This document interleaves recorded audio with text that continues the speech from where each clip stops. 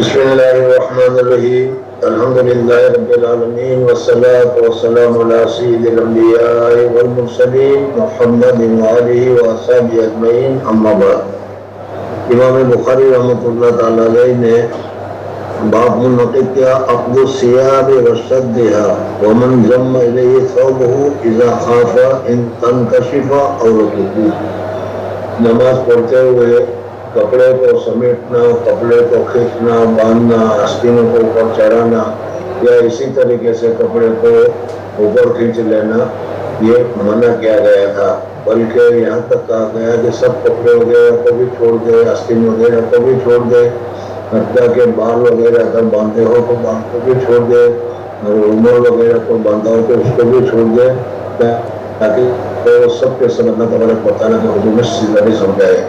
تو یہاں پر امام بخاری رحمۃ اللہ علیہ فرماتے ہیں یہ اس وقت میں ہے جب کشف عورت، ستر عورت کا کھلنے کا اندیشہ نہ ہو.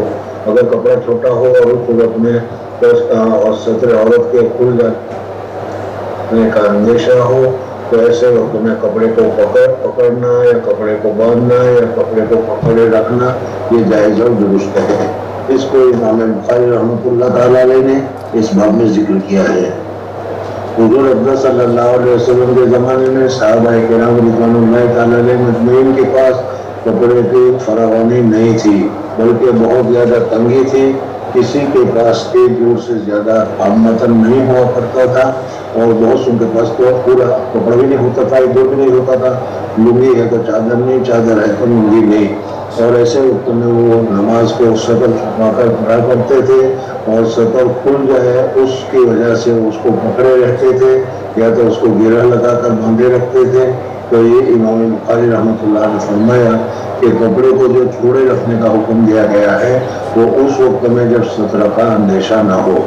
تو صحابہ کرام رضوان اللہ تعالیٰ علیہ مجمعین کے زمانے میں چونکہ کپڑوں کی تنگی تھی، عورتیں بھی اس وقت مسجد میں نماز کے لیے آیا کرتی تھی، اس وجہ سے بعض مرتبہ پیچھے سے سطر کے دکھائی دینے کا اندیشہ ہوتا تھا. تو حضور اقدس صلی اللہ علیہ وسلم نے عورتوں کو حکم فرمایا تھا کہ جب تک مرد سجدہ سے بیٹھ نہ جائیں وہاں تک تم اپنے سجدے سے اپنا سر کو مت اٹھاؤ، اس لیے کہ اگر وہ پہلے سے سر کو اٹھا لے گی تو ہو سکتا ہے کہ کپڑے کی تنگی کی وجہ سے کسی کے سطر کے اوپر نظر پڑ جائے.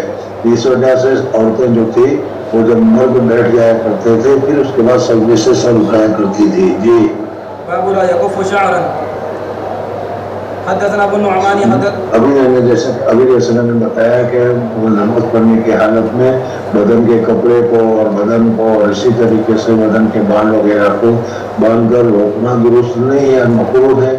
اس کو کھلے رکھنا چاہیے تاکہ یہ بھی سجدے میں گویا کے سجدے میں شریک ہو جائے اور ان کا بھی سجدہ صحیح ہو جائے. جی حدثنا ابو النعمان حدثنا حماد بن زيد عن عمرو بن دينار طاووس عن ابن عباس رضي الله عنهما قال امر النبي صلى الله عليه وسلم ان يسجد على 7 اعظم ولا يكف شعره ولا ثوبه.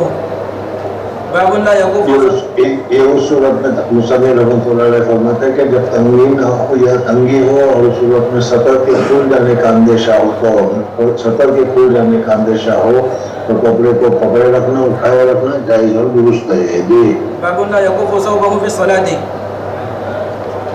حدثنا موسى بن اسماعيل حدثنا ابو عوانة عن عمرو عن طاووس عن ابن عباس رضي الله عنه عن النبي صلى الله عليه وسلم قال امرت ان اسجد على 7 اعظم لا. حضور اقدس صلی اللہ علیہ وسلم فرماتا ہے کہ عمر میں حکم دیا گیا، ظاہر بات ہے کہ حکم دینے والے حضور اقدس صلی اللہ علیہ وسلم کو اللہ تبارک و تعالیٰ کے علاوہ اور کون ہو سکتا ہے. تو گویا کہ اللہ کی طرف سے مجھے حکم یہ دیا گیا کہ 7 عضووں کے اوپر میں سجدہ کروں، 2 پاؤں، 2 گھٹنے، 2 ہاتھ 6 اور تیسرا کیا ہے سر اور یا ناک. تو یہ اس وقت میں کیا ہو جائے گا، یہ 7 عضو ہو جائیں گے. اس عضو سجدے کی حالت میں ان 7 عضووں کو زمین پر رکھنا ضروری ہے. جی لا اكف شعرا ولا ثوبا. باب التسبيح والدعاء في السجود. سجدے میں تسبیح پڑھی جائے گی اور سجدے میں اگر دعا کی جائے تو دعا کرنا بھی جائز اور درست ہے. جی حدثنا مسدد قال حدثنا يحيى عن سفيان قال حدثني منصور عن مسلم عن مسروق عن عائشة رضي الله عنها قالت كان النبي صلى الله عليه وسلم يكثر ان يقول في ركوعه وسجوده سبحانك اللهم ربنا وبحمدك اللهم اغفر لي. يتأول القرآن. یعنی قرآن پاک میں جو اللہ تبارک و تعالیٰ نے حکم فرمایا ہے فَسَبِّحْ بِحَمْدِ رَبِّكَ وَاسْتَغْفِرْهُ اس کے اوپر عمل کیا کرتے تھے. باب المکث بین السجدتین. ایک سجدہ کے بعد دوسرا سجدہ کرنے سے پہلے سیدھا بیٹھ جانا، یہ جلسہ جس کو کہا جاتا ہے، یہ بھی مسنون ہے اور یہ بھی ضروری ہے. حدثنا ابو النعمان قال حدثنا حماد بن ايوب عن ابي قلابة ان مالك بن الحويرث رضي الله عنه قال لاصحابه الا انبئكم صلاه رسول الله صلى الله عليه وسلم قال وذاك في غير حين صلاه فقام ثم وذلك في غير حين صلاه کا معنی ہے کہ نماز کا وقت نہیں تھا لیکن سکھلانے کے لیے وہ نماز پڑھ کر بتا رہے تھے. یہ نہیں کہ نمازیں پڑھ رہے تھے یا نماز فرض تھی وہ ادا کر رہے تھے اس میں بتا رہے ہو، بلکہ اس کے علاوہ مستقلاً انہوں نے مجلس یا مستقلاً اس نے نماز پڑھ کر بتایا کہ اس طریقے سے حضور اقدس صلی اللہ علیہ وسلم نماز پڑھا کرتے تھے. فقام ثم ركع فكبر ثم رفع راسه ثم هنية ثم سجد ثم رفع راسه هنية فقام هنية رکوع سے اٹھنے کے بعد سمع اللہ لمن حمدہ اللہم ربنا ولک الحمد کہا گیا تو کہنے کے بعد حضور اقدس صلی اللہ علیہ وسلم تھوڑی دیر کھڑے رہے. یہ نہیں کہ رکوع سے اٹھے سیدھے سجدے میں چلے جائے جیسے کہ آج کل ہم لوگ کرتے ہیں، یہ نہیں کرنا چاہیے بلکہ تھوڑی دیر کے لیے ربنا لک الحمد پڑھا جائے اتنی دیر تک سیدھے کھڑے رہنا چاہیے. ثم سجد ثم رفع راسه هنية ثم سجد ثم رفع راسه هنية فصلى صلاة عمرو بن سلمة شيخنا هذا. قال أيوب كان يفعل شيئا لم أرهم يفعلونه كان يقعد في الثالثة أو الرابعة. فأتينا النبي صلى الله عليه وسلم فأقمنا عنده فقال لو رجعتم إلى أهاليكم فصلوا صلاة كذا في حين كذا صلوا صلاة كذا في حين كذا وإذا حضرت الصلاة فليؤذن أحدكم فليؤمكم أكبركم. حدثنا محمد بن عبد الرحيم قال حدثنا أبو أحمد محمد بن عبد الله الزبيري قال حدثنا مسعر عن الحكم عن عبد الرحمن بن أبي ليلى عن البراء رضي الله عنه قال كان سجود النبي صلى الله عليه وسلم وركوعه وقعوده بين سجدتين قريبا من السواء. یعنی حضور اقدس صلی اللہ علیہ وسلم رکوع اور سجود اور رکوع کے بعد کیا کرتا ہے قیام قومہ جس کو کہا جاتا ہے، دونوں سجدوں کے درمیان جلسہ جس کو کہا جاتا ہے، یہ تقریباً برابر ہوتا تھا. یہ نہیں کہ جلدی حضور اقدس صلی اللہ علیہ وسلم اس کو ادا کرتے ہو. حدثنا سليمان بن حرب قال حدثنا حماد بن زيد عن ثابت عن انس بن مالك رضي الله عنه قال اني لا آل ان اصلي بكم كما رايت النبي صلى الله عليه وسلم يصلي بنا. قال ثابت كان انس بن مالك رضي الله عنه يصنع شيئا لم اركم تصنعونه كان اذا رفع راسه من الركوع قام حتى يقول القائل قد نسي وبين السجدتين حتى يقول القائل قد نسي. یعنی اطمینان سے قیام کرتے تھے اور اطمینان سے جلوس جلسہ کرتے تھے کہ جس کی وجہ سے لوگوں کو یہ محسوس ہوتا تھا کہ اب یہ بھول گئے، حالانکہ وہ بھولے ہوئے نہیں ہوتے تھے بلکہ طمانینت کے ساتھ اطمینان کے ساتھ نماز کو ادا کرتے تھے. باب لا يفترش ذراعيه في السجود. سجدہ کس طریقے سے کرنا چاہیے اس کو بتایا جا رہا ہے کہ جب آدمی سجدہ کرے تو پھر دونوں پاؤں کی انگلیاں کو وہ دبائے تاکہ وہ پاؤں کی انگلیاں بھی قبلے کی طرف ہو جائے. نماز میں آدمی کو حتی امکان قبلے کی طرف ہونا چاہیے، اسی وجہ سے تکبیر تحریمہ کہتا ہے تو ہاتھ کو بھی قبلے کی طرف رکھے اور پھر اس طریقے سے جلسہ میں یا کیا ہے قاعدے میں جب بیٹھتا ہے تو ہاتھ کو اپنے ران کے اوپر رکھے تاکہ وہ انگلیاں سب کے سب قبلے کی طرف رہے. تو اسی طریقے سے جب سجدے میں جائے تو پاؤں کو دبائے کہ دبانے کی وجہ سے انگلیوں کے سرا جو ہے وہ سب کے سب قبلے کی طرف ہو جائے تاکہ پورا بدن نماز میں قبلے کی طرف رہے. وقال ابو حمید رضی اللہ عنہ سجد النبی صلی اللہ علیہ وسلم ووضع یدیہ غیر مفترش ولا قابضہما. تو سجدہ کرنے کے وقت دونوں پاؤں کی انگلیوں کو دبائے اور دبا کر قبلے کی طرف کرے. پھر اس کے بعد جو دونوں ہاتھ ہیں اس دونوں ہاتھوں کو بھی اچھی طریقے سے دبائے اور ساری انگلیوں کو ملا دے. میں نے شروع میں بتایا تھا کہ تکبیر تحریمہ کے وقت انگلیاں اپنی حالت پر ہونی چاہیے، رکوع کے وقت انگلیوں کو پورا پھیلا کر گھٹنوں کو پکڑ لینا چاہیے اور سجدے کے وقت میں دونوں ہاتھوں کی انگلیوں کو سب ملا کر زمین پر دبا کر رکھے اور قبلے کی طرف کرے اور یہ جو ذراعین ہے اس کو زمین پر نہ لگائے اور اسی طریقے سے پیٹ وغیرہ ہے اس کو رام کم نہ لگائے بلکہ کھلا ہوا سجدہ کرے. حضور اکرم صلی اللہ علیہ وسلم کھلا ہوا سجدہ کرتے تھے، حتیٰ کہ چھوٹا سا بکری کا بچہ اگر گزرنا چاہتا تھا تو نیچے سے گزر جایا کرتا تھا. کھل کر سجدہ کیا جائے گا. یہ عورتوں کے لیے اس کا دوسرا حکم ہے. جی حدثنا محمد بن بشار قال حدثنا محمد بن جعفر قال حدثنا شعبة قال سمعت قتادة رضي الله عنه عن انس بن مالك رضي الله عنه عن النبي صلى الله عليه وسلم قال اعتدلوا في السجود ولا يبسط احدكم. اعتدلوا في السجود، سجدے میں اعتدال کو اختیار کرو. ایک دم کیا بالکل کھلنا ویسا بھی کہ پریشان ہو بھی نہیں، دبا کر کرنا یہ بھی پریشان نہیں، درمیانی طور پر ہونا چاہیے. اور ولا يبسط احدكم ذراعيه بساط القلب. جس طریقے سے کتا بیٹھتا ہے تو اپنے پاؤں کو زمین پر لگا لیتا ہے، اس طریقے سے تم سجدہ کرو تو سجدہ کرنے کے وقت میں اس ذراعین کو زمین پر لگا لو. یہ منع ہے، اس طریقے سے زمین پر اس کو نہیں لگانا چاہیے. جی باب من استوى قاعدا في وتر من صلاته ثم نهض. حدثنا محمد بن صباح قال اخبرنا هشيم اخبرنا خالد الحذاء عن ابي قلابة قال اخبرني مالك بن الحويرث الليثي رضي الله عنه انه راى النبي صلى الله عليه وسلم يصلي واذا كان في وتر من صلاته لم ينهض حتى يستوي قاعدا. حضور اکرم صلی اللہ علیہ وسلم سیدھے بیٹھتے تھے اور بیٹھنے کے بعد اٹھتے تھے. جی باب كيف يعتمد على الارض اذا قام من الركعه. اٹھتے وقت زمین پر ٹیک لگانے کا کیا حکم ہے؟ اس میں ہمارا اور امام شافعی رحمۃ اللہ تعالیٰ علیہ کا اختلاف ہے. ہمارے نزدیک ٹیک لگا کر بغیر ضرورت کے ٹیک لگا کر اٹھنا ممنوع ہے. اس وجہ سے دونوں گھٹنوں کے اوپر ہاتھ رکھے اور دونوں گھٹنوں کے اوپر ہاتھ رکھ کر گھٹنے کے ساتھ ہی اٹھ جائے. وہ زمین پر ٹیک لگانا مسنون نہیں ہے. حضور اکرم صلی اللہ علیہ وسلم ٹیک لگا کر اٹھا نہیں کرتے تھے بلکہ بغیر ٹیک لگا کر اٹھتے تھے. ہاں بوڑھاپے میں جب ضعف آ گیا اور کمزوری آ گئی تو پھر اس صورت میں ٹیک لگانے کی ضرورت ہے. اس وجہ سے کہ اس وقت صحیح اٹھنا مشکل ہوتا ہے، اس وجہ سے حضور اکرم صلی اللہ علیہ وسلم ٹیک لگا کر اٹھتے تھے. اس وجہ سے اگر معذوری ہو، ضعف ہو، کمزوری ہو، بڑھاپا ہو اور اس کی وجہ سے اگر ٹیک لگانا پڑے تو پھر ٹیک لگا کر اٹھنا، زمین کے اوپر ہاتھ لگا کر یا زمین کے اوپر اس طریقے سے آٹا گھومتے ہیں اس طریقے سے ہاتھ کو رکھ کر کیا ٹیک لگا کر اٹھنا درست ہے. جی حدثنا معل بن اسد قال حدثنا وهيب عن ايوب عن ابي قلابة قال جاءنا مالك بن الحويرث رضي الله عنه فصلى بنا في مسجدنا هذا فقال اني لا اصلي بكم وما اريد الصلاه لكني اريد ان اريكم كيف. یعنی اس وقت میں نوافل پڑھنے کا یا نماز پڑھنے کا ارادہ نہیں کر رہا ہوں، لیکن تم کو سکھلانے کے لیے میں نماز کے سارے اعمال کو، سارے طریقے کو تم کو بتا رہا ہوں. تو یہ نماز پڑھنا عبادت کے لیے نہیں ہے بلکہ تم کو سکھلانے کے لیے میں بتا رہا ہوں. وما اريد الصلاة لكني اريد ان اري كيف رايت رسول الله صلى الله عليه وسلم يصلي. قال ايوب رضي الله عنه فقلت لابي قلابة وكيف كانت صلاته؟ قال مثل صلاة شيخنا هذا يعني امر ابن سلمة. قال ايوب وكان ذلك الشيخ يتم التكبير واذا رفع راسه عن السجدة الثانية جلس واعتمد على الارض ثم قام.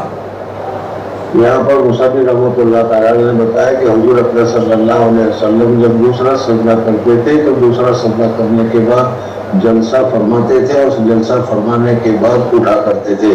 اس کو جلسہ استراحہ کہتے ہیں، راحت کو حاصل کرنے کے لیے سجدہ کرنا. تو امام شافعی رحمۃ اللہ تعالیٰ کے نزدیک یہ مسنون ہے. ہمارے نزدیک جلسہ ثانیہ کے بعد جلسہ استراحت نہیں ہوگا بلکہ اللہ کو کہہ کر فوراً اٹھا جائے گا. حضور اکرم صلی اللہ علیہ وسلم جب ضعیف ہوتے ہیں، بڑھاپے میں پہنچ گئے تو اس وقت بوڑھوں کو ایک دم اٹھنا مشکل ہوتا ہے. اس وجہ سے حضور اکرم صلی اللہ علیہ وسلم تھوڑی دیر استراحت کر کے پھر ٹیک لگا کر اٹھا کرتے تھے. اس وجہ سے یہ حضور اکرم صلی اللہ علیہ وسلم کے ضعف کی وجہ سے تھا، بڑھاپے کی وجہ سے تھا، نماز کی سنت میں سے نہیں ہے. جی باب يكبر وهو ينهض من السجدتين. وكان ابن الزبير رضي الله عنهما يكبر في نهضته. دو مسئلے یہاں پر ذکر کیا ہے، تو اٹھنے کا اور دوسرا اٹھنے کے ساتھ جو تکبیر پڑھی جائے گی تو اٹھنے کے ساتھ ساتھ ہی تکبیر بھی لمبی کی جائے گی. ایسا نہیں کہ پہلے سے اللہ اکبر کہہ دیا اور پھر اٹھے جیسا کہ پہلے بتایا تھا. جی حدثنا يحيى بن صالح قال حدثنا فليح بن سليمان عن سعيد بن الحارث رضي الله عنه قال صلى لنا ابو سعيد فجهر بالتكبير حين رفع راسه من السجود وحين سجد وحين رفع وحين قام من الركعتين وقال هكذا رأيت النبي صلى الله عليه وسلم. حدثنا سليمان بن حرب قال حدثنا حماد بن زيد قال حدثنا غيلان بن جرير عن مطرف قال صليت أنا وعمران بن حسين صلاة خلف علي بن أبي طالب رضي الله عنه فكان إذا سجد كبر وإذا رفع كبر وإذا نهض من الركعتين كبر فلما سلم أخذ عمران بيدي فقال لقد صلى بنا هذا صلاة محمد صلی اللہ علیہ وسلم. یعنی حضرت علی رضی اللہ تعالیٰ عنہ کے ساتھ جو ہم نے نماز پڑھی، جس طریقے سے نماز پڑھی حضور اقدس صلی اللہ علیہ وسلم کے ساتھ جب ہم نماز پڑھتے تھے تو اسی طریقے سے پڑھتے تھے، یہی سنت طریقہ ہے. جی. او قال لقد ذكرني هذا صلاة محمد صلی اللہ علیہ وسلم. باب سنت الجلوس فی التشہد. سنت الجلوس فی التشہد، تشہد میں کس طریقے سے بیٹھنا چاہیے، اس مسئلے کو امام بخاری رحمۃ اللہ تعالیٰ نے یہاں پر ذکر کر رہے ہیں. اور اس میں جو تمہیں اختلاف ہے وہ معلوم ہوگا کہ ہمارے نزدیک بایاں پاؤں جو ہے اس کو پھیلا دیا جائے، افتراش کیا جائے، اس کے اوپر بیٹھا جائے اور دانے پاؤں کو دبا کر انگلیوں کو قبلے کی طرف کیا جائے اور اس کو دانے پاؤں کو کھڑا رکھا جائے. اور امام شافعی رحمۃ اللہ تعالیٰ علیہ فرماتے ہیں کہ دونوں پاؤں کو داہنی طرف نکال دیے جائے اور سورین کے اوپر بیٹھا جائے. سمجھ میں امام شافعی رحمۃ اللہ تعالیٰ علیہ کے نزدیک یہ مسنون ہے.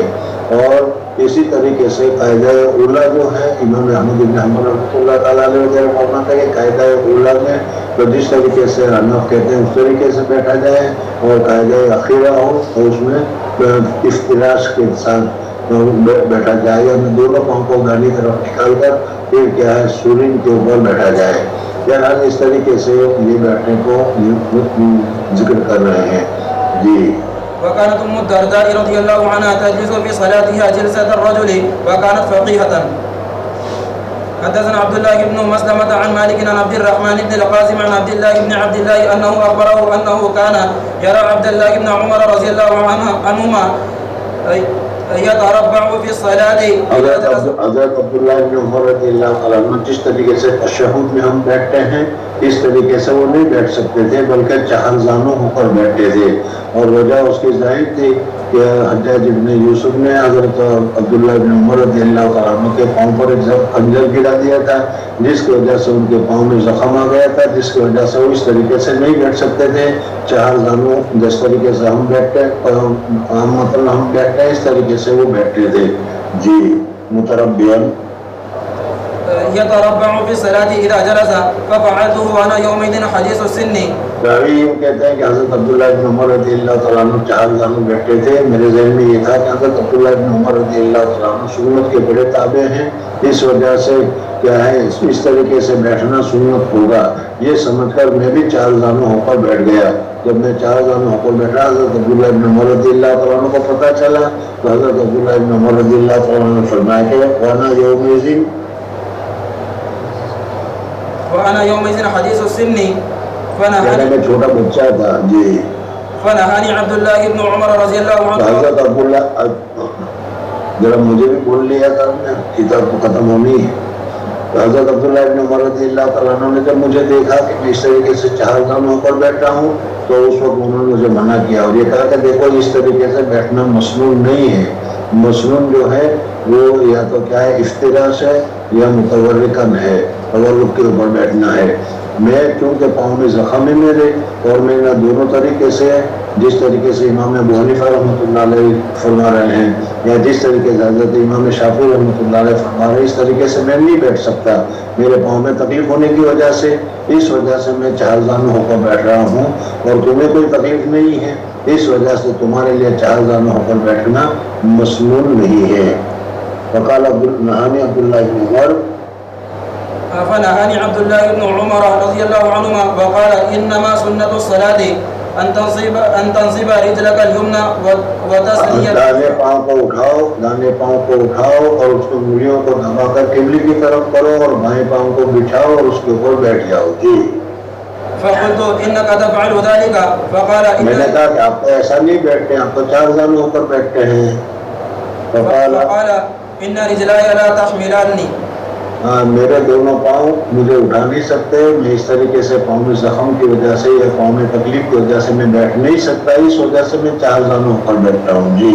حدثنا يحيى بن بكير قال حدثنا الليث عن خالد عن سعيد عن محمد بن عمرو بن حلحلة عن محمد بن عمرو بن عطاء قال وحدثني الليث عن يزيد بن أبي حبيب ويزيد بن محمد عن محمد بن عمرو بن حلحلة عن محمد بن عمرو بن عطاء أنه كان جالسا مع نفر من أصحاب النبي صلى الله عليه وسلم فذكرنا صلاة النبي صلى الله عليه وسلم.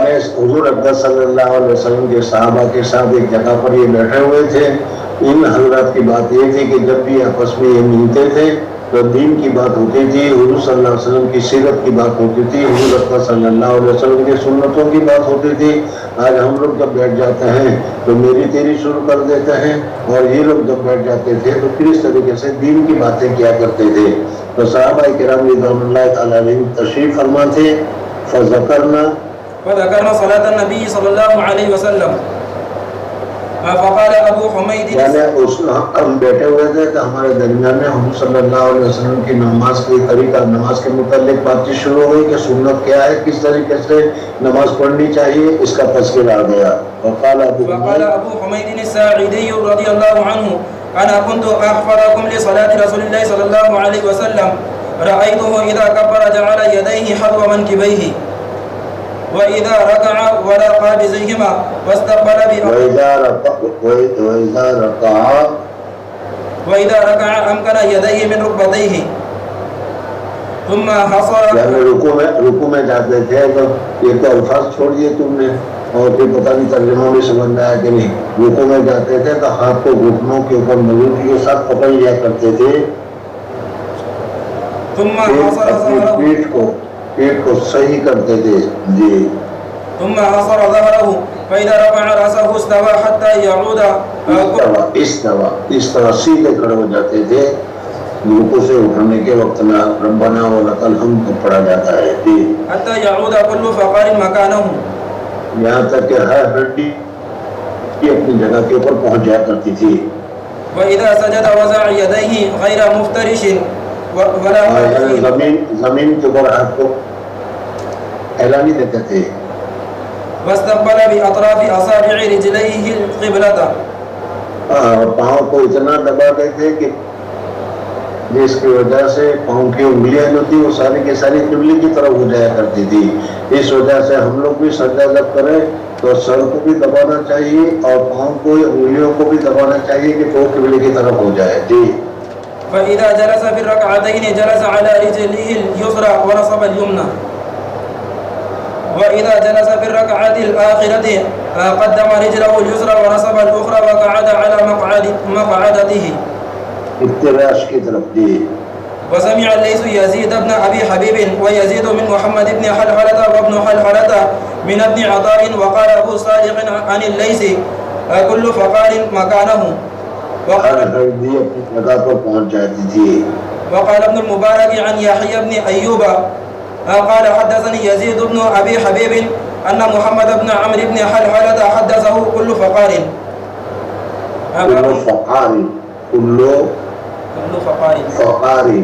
كل فقار.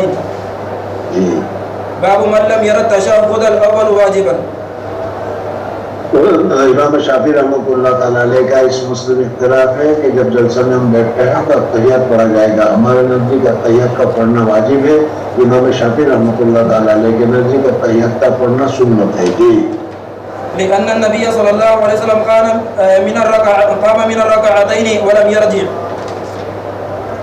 حدثنا أبو اليماني قال حدثنا شعيب بن الزهري قال حدثني عبد الرحمن بن هرمز مولى بني عبد المطلب وقال مرة مولى ربيعة بن الحارث أن عبد الله بن بحينة رضي الله عنه قال وهو من أزد شنوءة وهو حليف لبني عبد مناف وكان من أصحاب النبي صلى الله عليه وسلم إن النبي صلى الله عليه وسلم صلى بهم الظهر فقام في الركعتين الأوليين لم يجلس فقام مقام الناس معه حتى إذا قضى الصلاة وانتظر الناس تسليمه كبر وهو جالس. حضور اقدس صلی اللہ علیہ وسلم نے قاعدہ اولا نہیں کیا, اور قاعدہ اولا نہ کرنے کی وجہ سے تحیات بھی اس میں رہ گیا. تو امام شافعی رحمۃ اللہ علیہ فرماتے ہیں کہ اگر لازم ہوتا، ضروری ہوتا تو نماز صحیح نہیں ہوتی. حالانکہ حضور اقدس صلی اللہ علیہ وسلم کی نماز صحیح ہو گئی تو معلوم ہوا کہ اتحیات پڑھنا واجب نہیں ہے. ہمارے نزدیک اتحیات پڑھنا واجب ہے. ایک بات دوسری بھی یاد رکھنا کہ وجوب جو حنفی کہتے ہیں اس میں اور وجوب جو شوافی کہتے ہیں ان دونوں میں فرق ہے. امام ابو حنیفہ رحمۃ اللہ تعالیٰ علیہ کے نزدیک وجوب کا درجہ فرض سے کم ہے اور امام شافعی رحمۃ اللہ تعالیٰ علیہ کے نزدیک فرض ہی کے درجے میں وجوب کو وہ شمار کرتے ہیں. اس وجہ سے اختلاف ہے. جی فسجد سجدتين قبل ان يسلم ثم سلم. باب التشهد في الاولى. جلسہ اولیٰ میں اتحیات پڑھا جائے گا اور یہ اتحیات پڑھنا ہمارے نزدیک مسنون ہے. جی حدثنا قتيبة قال حدثنا بكر عن جابر بن ربيعة عن الأعرج عن عبد الله بن مالك بن بحينة رضي الله عنه قال صلى بنا رسول الله صلى الله عليه وسلم الظهر مقام وعليه جلوس فلما كان في آخر صلاته سجد سجدتين وهو جالس. باب التشهد في الآخرة. یعنی سجدہ کیا ہے 4 رکعت والی نماز میں جو جلسہ اخیرہ ہوتا ہے اس میں سجدہ اتحیات پڑھنے کا کیا حکم ہے؟ جی حدثنا ابو نعيم قال حدثنا الأعمش عن شقيق بن سلمة قال قال عبد الله رضي الله عنه كنا إذا صلينا خلف النبي صلى الله عليه وسلم قلنا السلام على جبريل وميكائيل. اتحیات جو بتایا گیا ہے اس اتحیات کے بتانے سے پہلے یہ لوگ اس طریقے سے مختلف سلام کو کہا کرتے تھے. السلام علی فلان، السلام علی رسول اللہ، السلام علی الملائکہ وغیرہ. اور پھر جب اتحیات آ گیا اور اس میں آ گیا السلام علینا وعلی عباد اللہ الصالحین تو پھر وہ دوسرے جو الفاظ سے سلام کیا کرتے تھے وہ سارا سلام ختم ہو گیا اور اب کیا ہے اتحیات میں جو سلام آ گیا وہ سلام ہوا اور اس سلام کے ذریعے سے عباد الصالحین میں سب صالح بندے شامل ہو گئے. جو جہاں کہیں بھی ہوگا سب کو یہ سلام پہنچ جائے گا. جی السلام علی جبریل و میکائیل، السلام علی فلان و فلان. فالتفت الینا رسول اللہ صلی اللہ علیہ وسلم فقال ان اللہ هو السلام فاذا صلى احدكم فليقل التحيات لله والصلوات والطيبات السلام عليك ايها النبي ورحمة الله وبركاته السلام علينا وعلى عباد الله الصالحين فإنكم إذا قلتموها أصابت كل عبد إذا قلتموها السلام على عباد الله الصالحين. جب تم اس کو کہو گے تو اس کے کہنے کا اثر یہ ہوگا کہ جہاں کہیں بھی کوئی صالح ہوگا سب کو یہ سلام پہنچ جائے گا. جی فإنكم إذا قلتموها أصابت كل عبد لله صالح في السماء والأرض أشهد أن لا إله إلا الله وأشهد أن محمدا عبده ورسوله. باب الدعاء قبل السلام. نماز سلام پھیرنے سے پہلے دعا پڑھنی چاہیے. دعا جو بھی چاہے پڑھا جائے سب دعائیں درست ہیں. ایسی دعا نہیں ہونی چاہیے جو ہم دنیا میں لوگوں سے مانگ سکتے ہیں. روٹی دے یہ نہیں، اس وجہ سے کہ روٹی ہم دوسروں سے مانگ سکتے ہیں. ایسی دعا ہونی چاہیے جو اللہ تبارک و تعالیٰ ہی سے کہی جائے. اور سب سے افضل وہ ہے جو حضور اقدس صلی اللہ علیہ وسلم نے حضرت ابوبکر صدیق رضی اللہ تعالیٰ عنہ کو سکھلائی تھی. اللہم انی ظلمت نفسی ظلما کثیرا ولا یغفر الذنوب الا انت فاغفر لی مغفرۃ من عندک وارحمنی انک انت الغفور الرحیم. جی حدثنا ابو اليمان قال اخبرنا شعيب عن الزهري قال اخبرنا عروة بن الزبير عن عائشة رضي الله عنها زوج النبي صلى الله عليه وسلم اخبرته ان رسول الله صلى الله عليه وسلم كان يدعو في الصلاة اللهم انی. حضور اقدس صلی اللہ علیہ وسلم مختلف دعائیں پڑھا کرتے تھے اور اس وجہ سے کہ کوئی ایک دعا اگر حضور صلی اللہ علیہ وسلم پڑھتے تو پھر ہمارے سب کے لیے اسی دعا کو پڑھنا لازم اور ضروری ہو جاتا. اور اس وقت دعا مانگنی ہے، کوئی دعا لازم اور ضروری نہیں ہے. اس وجہ سے حضور اقدس صلی اللہ علیہ وسلم مختلف دعا پڑھا کرتے تھے. جی اللہم انی اعوذ بک من عذاب القبر واعوذ بک من فتنة المسیح الدجال وأعوذ بك من فتنة المحيا وفتنة الممات اللهم إني أعوذ بك من المأثم والمغرم. فقال له قائل ما أكثر ما تستعيذ من المغرم. کسی آدمی نے حضور اقدس صلی اللہ علیہ وسلم سے کہا یا تو یہ کہا کہ تم اکثر کیا ہے قرض سے پناہ کیوں چاہتے ہو اور اس سے کیوں بچنے کی کوشش کیا کرتے ہو؟ کہا کہ اس وجہ سے کہ آدمی جب قرضہ لیتا ہے ادا نہیں کر سکتا تو وہ جھوٹے بہانے بہت کرنے پڑتے ہیں، جھوٹ بہت بولنا پڑتا ہے. اس وجہ سے قرض سے پناہ چاہی جا رہی ہے. جی فقال ان الرجل اذا غرم حدث فكذب واذا وعد فخلف. وقال محمد بن يوسف سمعت خلف بن عامر يقول في المسيح والمسيح ليس بينهما فرق وهما واحد أحدهما عيسى عليه الصلاة والسلام والآخر الدجال. لہذا دونوں کو مسیح الدجال بھی کہا جاتا ہے اور مسیح عیسیٰ علیہ السلام بھی کہتا ہے، اس وجہ سے کہ دنیا کے بہت سارے کثرت کے مقامات کے اوپر یہ لوگ پہنچیں گے، جاتے ہیں اس وجہ سے. وعن الزهري قال أخبرني عروة بن الزبير أن عائشة رضي الله عنها قال سمعت رسول الله صلى الله عليه وسلم يستعيذ في صلاته من فتنة الدجال. أن عائشة رضي الله عنها قالت سمعت رسول الله صلى الله عليه وسلم يستعيذ في صلاته من فتنة الدجال. دجال کا بہت بڑا فتنہ ہے اور یہ زمانہ جو ہے وہ قرب دجال کا ہے. حضور صلی اللہ علیہ وسلم دجال کے فتنے سے اللہ تبارک و تعالیٰ سے پناہ چاہتے تھے. ہمیں بھی دجال کے فتنے سے بچنے کی اللہ تبارک و تعالیٰ سے دعا کرنی چاہیے کہ اللہ تبارک و تعالیٰ فتنہ دجال سے ہماری حفاظت فرمائے. حدثنا قتيبة بن سعيد قال حدثنا الليث عن يزيد بن أبي حبيب عن أبي الخير عن عبد الله بن عمرو رضي الله عنهما عن أبي بكر الصديق رضي الله عنه أنه قال لرسول الله صلى الله عليه وسلم علمني دعاء. حضرت ابوبکر صدیق رضی اللہ تعالیٰ عنہ نے حضور صلی اللہ علیہ وسلم سے درخواست کی کہ یا رسول اللہ صلی اللہ علیہ وسلم کوئی بہترین دعا مجھے سکھلا دیجئے کہ میں نماز میں اس دعا کو پڑھتا رہوں تو تاکہ اللہ تبارک و تعالیٰ مجھے تمام فتنوں سے تمام گناہوں سے بچائے. ایسی کوئی جامع دعا مجھے بتا دیجیے. تو حضور اقدس صلی اللہ علیہ وسلم نے حضرت ابوبکر صدیق رضی اللہ تعالیٰ عنہ کو دعا سکھلائی جو ابھی میں نے پڑھی. امید تو یہ ہے کہ آپ سب کو یاد ہی ہوگی. تم لوگ نہ تو ہاں بولتے ہو نہ بولتے ہو، پتہ نہیں سنائی نہیں دیتا ہے تم لوگوں کو یا نہیں سنائی دیتا. یا میں جو تقریر کر رہا ہوں اس کو تم سنتے بھی ہو کہ نہیں پتہ نہیں چلتا. اللہم انی ظلمت نفسی ظلما کثیرا ولا یغفر الذنوب الا انت فاغفر لی مغفرۃ من عندک وارحمنی انک انت الغفور الرحیم. أدعو به في صلاتي قال قل اللهم إني ظلمت نفسي ظلما كثيرا ولا يغفر الذنوب إلا أنت فاغفر لي مغفرة من عندك وارحمني إنك أنت الغفور الرحيم. اس وجہ سے یہ دعا ہم لوگوں کے یہاں کیونکہ حضور اکرم صلی اللہ علیہ وسلم نے حضرت ابوبکر کو سکھلائی اور یہ جامع اور مانع دعا ہے، اس وجہ سے اس دعا کو پڑھنا افضل ہے. اس کے علاوہ دوسری دعا بھی اللہ اغفر لی، اور جیسا کہ میں نے ابھی بتایا مسئلے کے اعتبار سے اور بھی مانگ سکتے ہو تم، لیکن جو چیز اللہ ہی سے مانگی جا سکتی ہے اللہ ہی دیتے ہیں، ایسی چیزوں کو مانگنا چاہیے. دنیاوی چیزوں کو مانگنا چاہیے کہ مجھے روٹی دے دے، مجھے چائے دے دے، سمجھ میں آتی یہ مناسب نہیں ہے، اس سے نواز حاصل ہو جاتی ہے. باب ما يتخير من الدعاء بعد التشهد وليس بواجب. واجب نہیں ہے، اختیار ہے تم کو.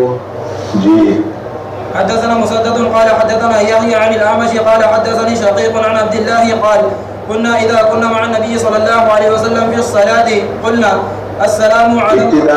ابتدا میں ایسا ہوتا تھا لیکن پھر جب التحیات آ گیا تو پھر سارے سلام انفرادی سلام بند ہو گئے. تو التحیات پڑھا جائے گا، التحیات پڑھنے کے بعد درود شریف پڑھا جائے گا، درود ابراہیمی، پھر اس کے بعد کہتا ہے یہ دعا کی جائے گی اور پھر سلام پھر دیا جائے گا، نماز پوری ہو گئی. السلام علی اللہ من عباده السلام علی فلان و فلان. فقال النبي صلى الله عليه وسلم لا تقولوا السلام على الله فإن الله هو السلام ولكن قولوا التحيات لله والصلوات والطيبات السلام عليك أيها النبي ورحمة الله وبركاته السلام علينا وعلى عباد الله الصالحين فإنكم إذا قلتم ذلك أصاب كل عبد في السماء أو بين السماء والأرض أشهد أن لا إله إلا الله وأشهد أن محمدا عبده ورسوله ثم ليتخير من الدعاء أعجبه إليه فيدعو. جو دعا تم کو زیادہ پسند ہو، اچھی لگے وہ دعا کو کرو. باب من لم يمسح جبهته وأنفه حتى صلى. نماز پڑھنے کے وقت میں جب آدمی سجدہ کرتا ہے تو سجدہ کرنے کے وقت میں اب تو ہمارے یہاں تو قالین آ گئی ہے لیکن حضور صلی اللہ علیہ وسلم کے زمانے میں تو عامتاً چٹائی ہوا کرتی تھی یا ریت ہوا کرتا تھا اور سجدہ کرنے کے وقت میں کچھ ریت کی ذرات سے پیشانی کے اوپر لگ جایا کرتے تھے اور کیا ہے اس میں باقی رہ جایا کرتے تھے. تو چونکہ اس میں تواضع زیادہ پائی جاتی ہے اس وجہ سے اس کو نماز کی حالت میں ہٹانے کی ضرورت نہیں ہے. ہاں جب نماز سے تم فارغ ہو جاؤ اور چلنے لگو اس وقت ہٹا دو تو ٹھیک ہے، اگر نہ ہٹاؤ رہنے دو اور اس میں تواضع زیادہ پائی جاتی ہے، اس وجہ سے اس کو باقی رکھنا چاہیے. جی قال ابو عبد الله رأيت الحميدي يحتج بهذا الحديث الا يمسح الجبهة في الصلاة. نماز میں نمازی کی حالت میں اس کو کیا ہے صاف نہیں کرنا چاہیے، باقی رہنے دینا چاہیے. جی حدثنا مسلم بن ابراهيم قال حدثنا هشام عن يحيى عن ابي سلمة قال سألت ابا سعيد الخدري رضي الله عنه فقال رأيت رسول الله صلى الله عليه وسلم يسجد في الماء والطين. جب حضور اکرم صلی اللہ علیہ وسلم نے لیلۃ القدر کی جو رات تھی اس رات میں صبح کی نماز جو پڑھی تو سجدہ کیا تو پیشانی پر اور ناک پر بھی حضور صلی اللہ علیہ وسلم کو مٹی لگی. حضور اکرم صلی اللہ علیہ وسلم نماز سے فارغ ہوئے، وہاں تک اس کو صاف نہیں کیا. اس وجہ سے سجدے کی حالت میں ناک میں یا پیشانی پر اگر کچھ لگ جائے تو اس کو صاف نہیں کرنا چاہیے. حتى رأيت أثر التين في جبهته. باب التسليم. اب یہاں سے مصنف رحمۃ اللہ علیہ سلام پھیرنے کو بتاتے ہیں. تو سلام پھیرنے کے وقت میں السلام علیکم ورحمۃ اللہ یہ لفظ کہا جائے گا اور السلام علیکم کے ساتھ منہ کو پھرایا جائے گا اور اتنا پھرانا چاہیے کہ پیچھے صف والوں کو گال نظر آ جائے. صرف ذرا سا یوں پھرا دیا، ذرا سا یوں پھرا دیا، یہ صحیح طریقہ نہیں ہے. صحیح طریقہ یہ ہے کہ السلام علیکم ورحمۃ اللہ کر کے پورا گردن کو اس طریقے سے پھرائی جائے. اور دوسری بات یہ ہے کہ جس وقت السلام علیکم کہا جائے اس وقت اس طرف میں جتنے مصلی ہیں، جتنے فرشتے ہیں، ان سب کے لیے سلام کی دعا کی جائے کہ تمہارے سب کے اوپر سلام پہنچے. بائیں طرف بھی اسی طریقے سے. اگر امام درمیان میں ہے تو پھر امام کے لیے امام اور مقتدی کو درمیان میں سینٹر میں ہو تو پھر دائیں طرف بھی اور بائیں طرف بھی دونوں طرف امام کو سلام کی نیت کرنی چاہیے. جی حدثنا موسى بن اسماعيل قال حدثنا ابراهيم بن سعد قال حدثنا الزهري عن هند بنت الحارث ان ام سلمة رضي الله عنها قالت كان رسول الله صلى الله عليه وسلم اذا سلم قام النساء حين يقضي تسليمه. حضور اکرم صلی اللہ علیہ وسلم کے زمانے میں عورتیں نماز پڑھتی تھی اور اس صورت میں عورتوں کے لیے حکم یہ تھا کہ جب سلام پھیر دیا جائے تو فوراً تم اپنے صفوں سے اٹھ کر باہر گھر چلے جاؤ. اس وجہ سے کیا اس کے بعد مرد اٹھیں گے اور پھر دونوں ساتھ میں ہوگا تو اجتماع ہوگا، نکلنے کے لیے بھیڑ ہو جائے گی. اس وجہ سے حضور اکرم صلی اللہ علیہ وسلم نے عورتوں کو حکم دیا تھا کہ سلام پھیرنے کے بعد فوراً قام النساء حين يقضي تسليمه ومكث يسيرا قبل ان يقوم. قال ابن شهاب فأرى والله اعلم ان مكثه لكي ينفذ النساء قبل ان يدركهن. یعنی سلام پھیرنے کے بعد مردوں کو تھا کہ سلام پھیرنے کے بعد ذرا دیر تھوڑی دیر کے لیے اپنی جگہ پر بیٹھے رہو اور یہ بیٹھے رہنے کا حکم اس وجہ سے تھا تاکہ عورتیں جو ہیں جو پیچھے صف میں کھڑی ہیں وہ واپس چلی جائیں اور راستہ صاف ہو جائے، پھر اس کے بعد مرد جائے تاکہ عورتوں کے ساتھ اجتماع نہ ہو. جی ان مكثه لكي ينفذ النساء قبل ان يدركهن من انصرف من القوم. باب يسلم حين يسلم الامام. تو سلام کب پھیرا جائے گا، امام سے پہلے یا امام کے بعد یا امام کے ساتھ؟ بتا کہ جب امام سلام پھیرے السلام علیکم ورحمۃ اللہ پھر مقتدیوں کو سلام پھیرنا چاہیے. جی وكان ابن عمر رضي الله عنهما يستحب اذا سلم الامام ان يسلم من خلفه. حدثنا حبان بن موسى قال اخبرنا عبد الله قال اخبرنا معمر عن الزهري عن محمود اگر اخبرنا میں نے عبداللہ سنا، پتہ نہیں میں نے غلط سنا ہوگا. عبداللہ یا عبداللہ؟ عبداللہ پڑھا کیا چل. قال اخبرنا عبد الله قال اخبرنا معمر عن الزهري عن محمود هو ابن الربيع رضي الله عنه عن إطبان بن مالك رضي الله عنه قال صلينا مع رسول الله صلى الله عليه وسلم فسلمنا حين سلم. جب حضور صلی اللہ علیہ وسلم نے سلام پھیر دیا تو ہم بھی سلام پھیر دیں گے، سلام پھیر دیا کرتے تھے. یہ صحابہ کہہ رہے ہیں. اس وجہ سے ہمارے یہاں بھی جب حضور امام السلام علیکم ورحمۃ اللہ کہے تو تم بھی السلام علیکم ورحمۃ اللہ کہو. موجودہ زمانے میں تم دیکھو کہ سعودیہ وغیرہ میں جا کر وہ امام دونوں طرف سلام پھیر دیتا ہے، السلام علیکم ورحمۃ اللہ، السلام علیکم ورحمۃ اللہ، پھر اس کے بعد وہ مقتدی سلام پھیرتا ہے۔ امام مالک رحمۃ اللہ تعالیٰ علیہ کے نزدیک ایسا ہی ہے۔ جی باب من لم يرد السلام على الإمام واكتفى بتسليم الصلاة. حدثنا عبدان قال أخبرنا عبد الله قال أخبرنا معمر عن الزهري قال أخبرني محمود بن ربيع رضي الله عنه وزعم أنه عقل رسول الله صلى الله عليه وسلم وعقل مجة مجها من دلو كانت في دارهم. واقعہ پہلے گزر گیا تھا، محمود بن ربیع حضور صلی اللہ علیہ وسلم ان کے یہاں گئے تھے اور کنویں میں سے ڈول میں سے پانی نکال کر منہ میں پونے لے کر کر کے ان کے اوپر پھونکا تھا، وہ بتا رہے ہیں۔ جی قال سمعت إتبان بن مالك الأنصاري رضي الله عنه ثم أحد بني سالم قال كنت أصلي لقوم بني سالم فأتيت النبي صلى الله عليه وسلم فقلت إني أنكرت بصري وإن السيول یعنی میری آنکھ میں مجھے تکلیف ہے، مجھے دکھائی نہیں دیتا، انکرت بصری، وإن السيول تحول بيتي اور سیلاب کا پانی آ جاتا ہے، بارش کا پانی جمع ہو جاتا ہے، سیول جمع ہو جاتے ہیں، تو جس کی وجہ سے میں مسجد میں نہیں جا سکتا تھا۔ آپ میرے گھر پر آ کر ایک جگہ پر نماز پڑھ دیجیے تاکہ میں اس جگہ کو متبر بنا کر اسی جگہ پر میں اپنی نماز پڑھتا رہوں۔ جی وإن السيول تحول بيتي وبين مسجد قومي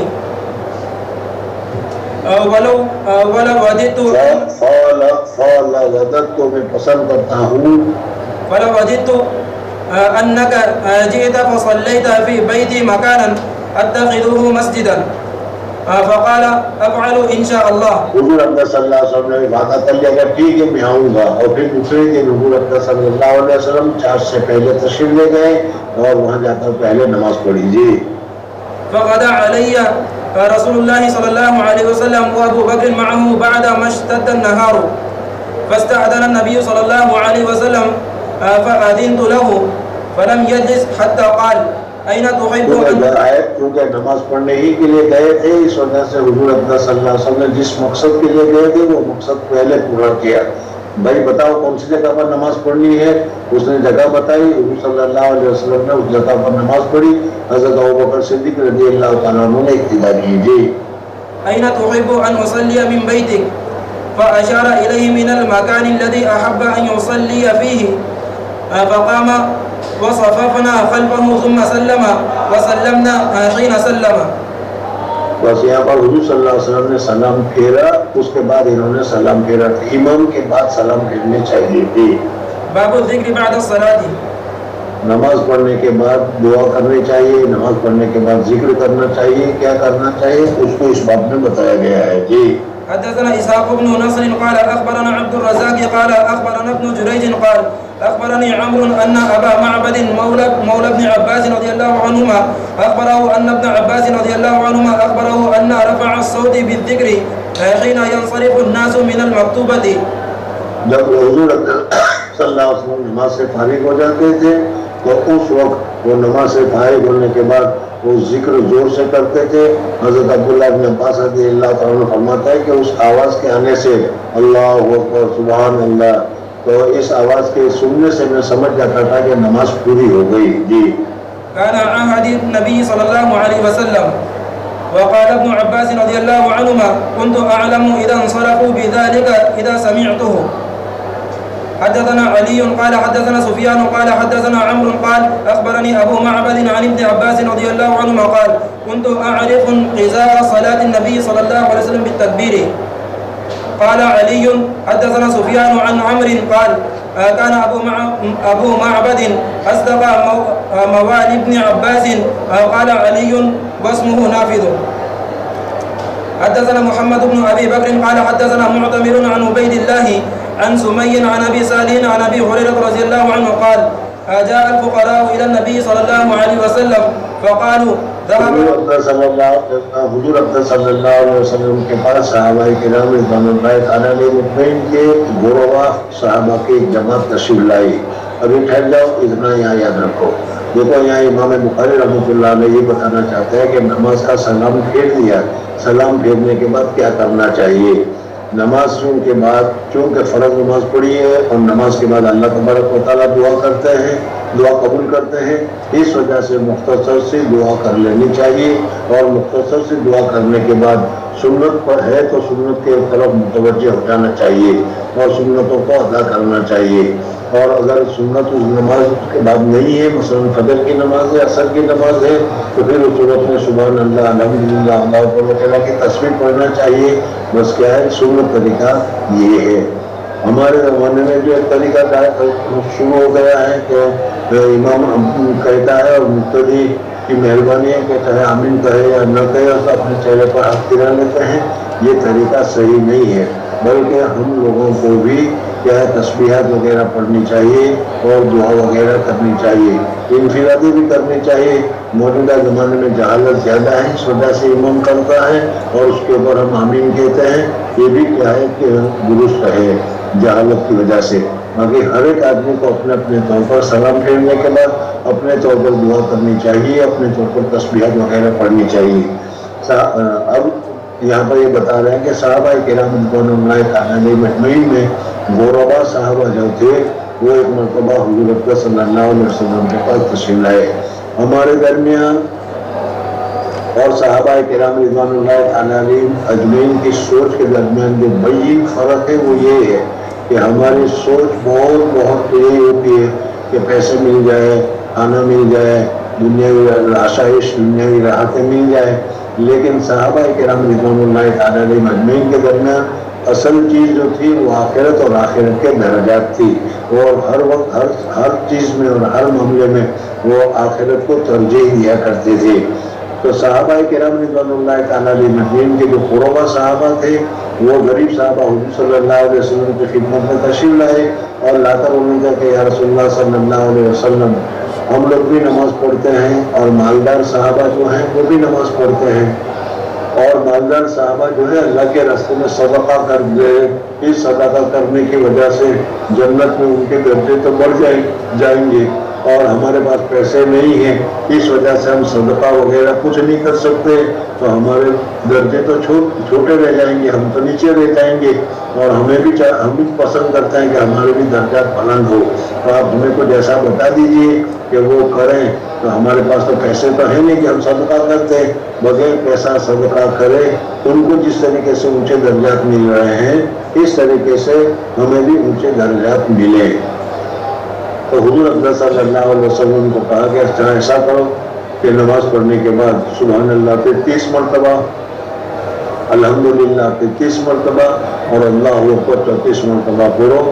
اللہ تبارک و تعالیٰ اس پڑھنے کا اتنا ثواب تم کو دیں گے کہ مالدار صحابی جو مال اللہ کے راستے میں خرچ کر کے اتنے درجات اونچے درجات حاصل کر رہے ہیں وہ درجات تمہیں بغیر مال خرچ کے صرف اتنا پڑھنے سے مل جائے گا.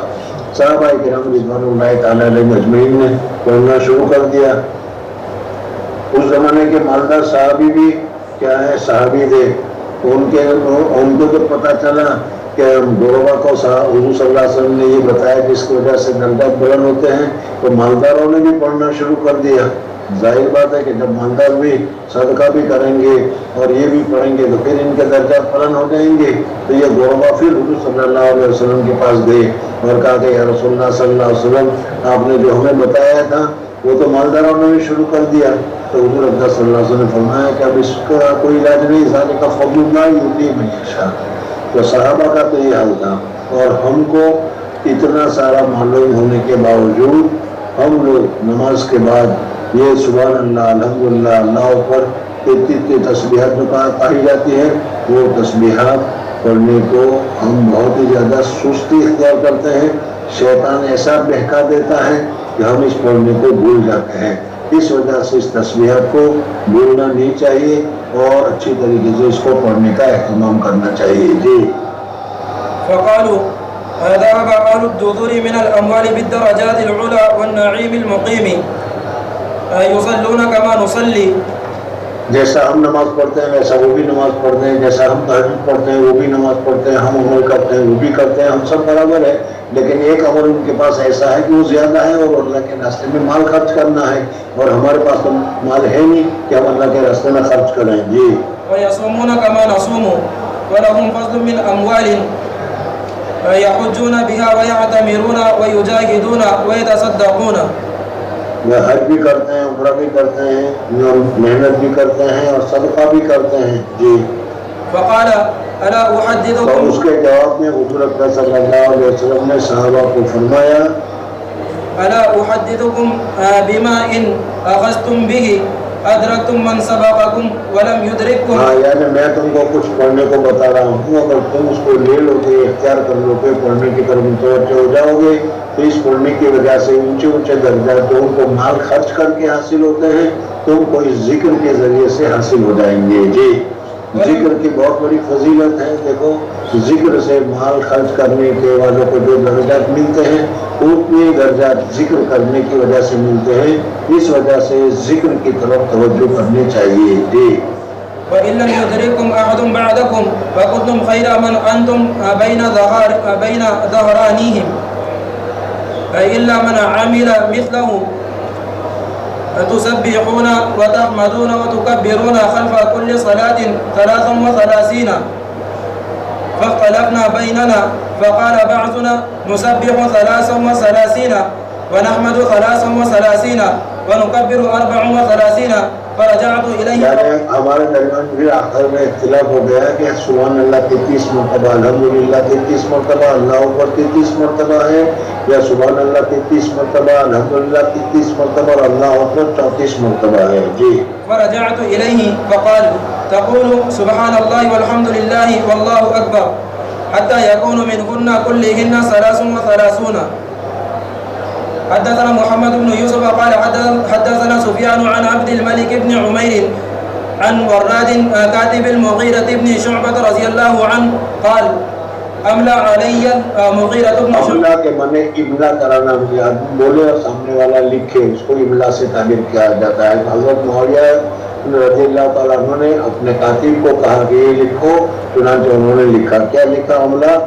املا علی المغیرۃ بن شعبہ رضی اللہ عنہ فی کتاب الی معاویہ رضی اللہ عنہ ان النبی صلی اللہ علیہ وسلم کان یقول فی دبر کل صلاۃ مکتوبۃ لا الہ الا اللہ وحدہ لا شریک لہ لہ الملک ولہ الحمد وہو علی کل شیء قدیر. یہ چوتھا کلمہ ہے جس کو ہم چوتھا کلمہ کہتے ہیں. حضور اکرم صلی اللہ علیہ وسلم فجر کی نماز کے بعد اور مغرب کی نماز کے بعد اور پانچوں نمازوں میں حضور اکرم صلی اللہ علیہ وسلم نماز سے فارغ ہونے کے بعد یہ چوتھا کلمہ لا الہ الا اللہ وحدہ لا شریک لہ لہ الملک ولہ الحمد یحیی و یمیت بیدہ الخیر وہو علی کل شیء قدیر 10 مرتبہ پڑھا کرتے تھے. جی. اللہم لا مانع لما اعطیت ولا معطی لما منعت ولا ينفع ذا الجد منك الجد. وقال شعبة عن عبد الملك بهذا. وقال الحسن جد غنى. وعن الحكم عن القاسم بن مخيمرة عن وراد بهذا. باب يستقبل الامام الناس اذا سلم. امام نے سلام پھیر دیا. امام کے سلام پھیرنے کے بعد اب اسی جگہ پر امام اسی طریقے سے جیسے اتحیات میں بیٹھا ہوا تھا اس طریقے سے وہ بیٹھا رہے گا، تو یا تسبیحات وغیرہ وہاں بیٹھ کر پڑھتا رہے گا. تو پیچھے سے کسی آنے والے کو اشتباہ ہوگا کہ امام ابھی اتحیات میں ہے تو وہ کہیں ابتدا کر کے اپنی نماز نہ خراب کر لے. اس وجہ سے اب طریقہ یہ ہے کہ امام سلام پھیر دے تو سلام پھیرنے کے بعد مختصر دعا کر دے اور دعا کرنے کے بعد پھر وہ دائیں طرف یا بائیں طرف پھر جائے اور پھر کر کیا ہے وہ بیٹھ کر جب تسبیحات پڑھنا ہے تو تسبیحات وغیرہ پڑھتا رہے تاکہ آنے والے کو پتہ چل جائے کہ فرض نماز پوری ہو گئی ہے اور وہ امامت سے فارغ ہو گیا ہے. اور جس نماز کے پیچھے سنتیں نہیں ہیں، مثلا فجر کی نماز، عصر کی نماز، تو سلام پھیرنے کے بعد امام داہنی طرف منہ کر کے یا بائیں طرف منہ کر کے یا سیدھے مقتدیوں کی طرف منہ کر کے بیٹھ جا کر وہ تسبیحات پڑھے اور تسبیحات پڑھ کر کیا ہے نماز کو پوری کرے. جی. حدثنا موسى بن اسماعيل قال حدثنا جرير بن حازم قال حدثنا ابو رجاء عن سمرة بن جندب رضي الله عنه قال كان النبي صلى الله عليه وسلم اذا صلى صلاة اقبل علينا بوجهه. نماز سے جب فارغ ہو جاتے تھے تو حضور اکرم صلی اللہ علیہ وسلم ہماری طرف متوجہ ہو کر بیٹھ جایا کرتے تھے، قبلے کی طرف سے چہرہ ہٹا لیا کرتے تھے. جی.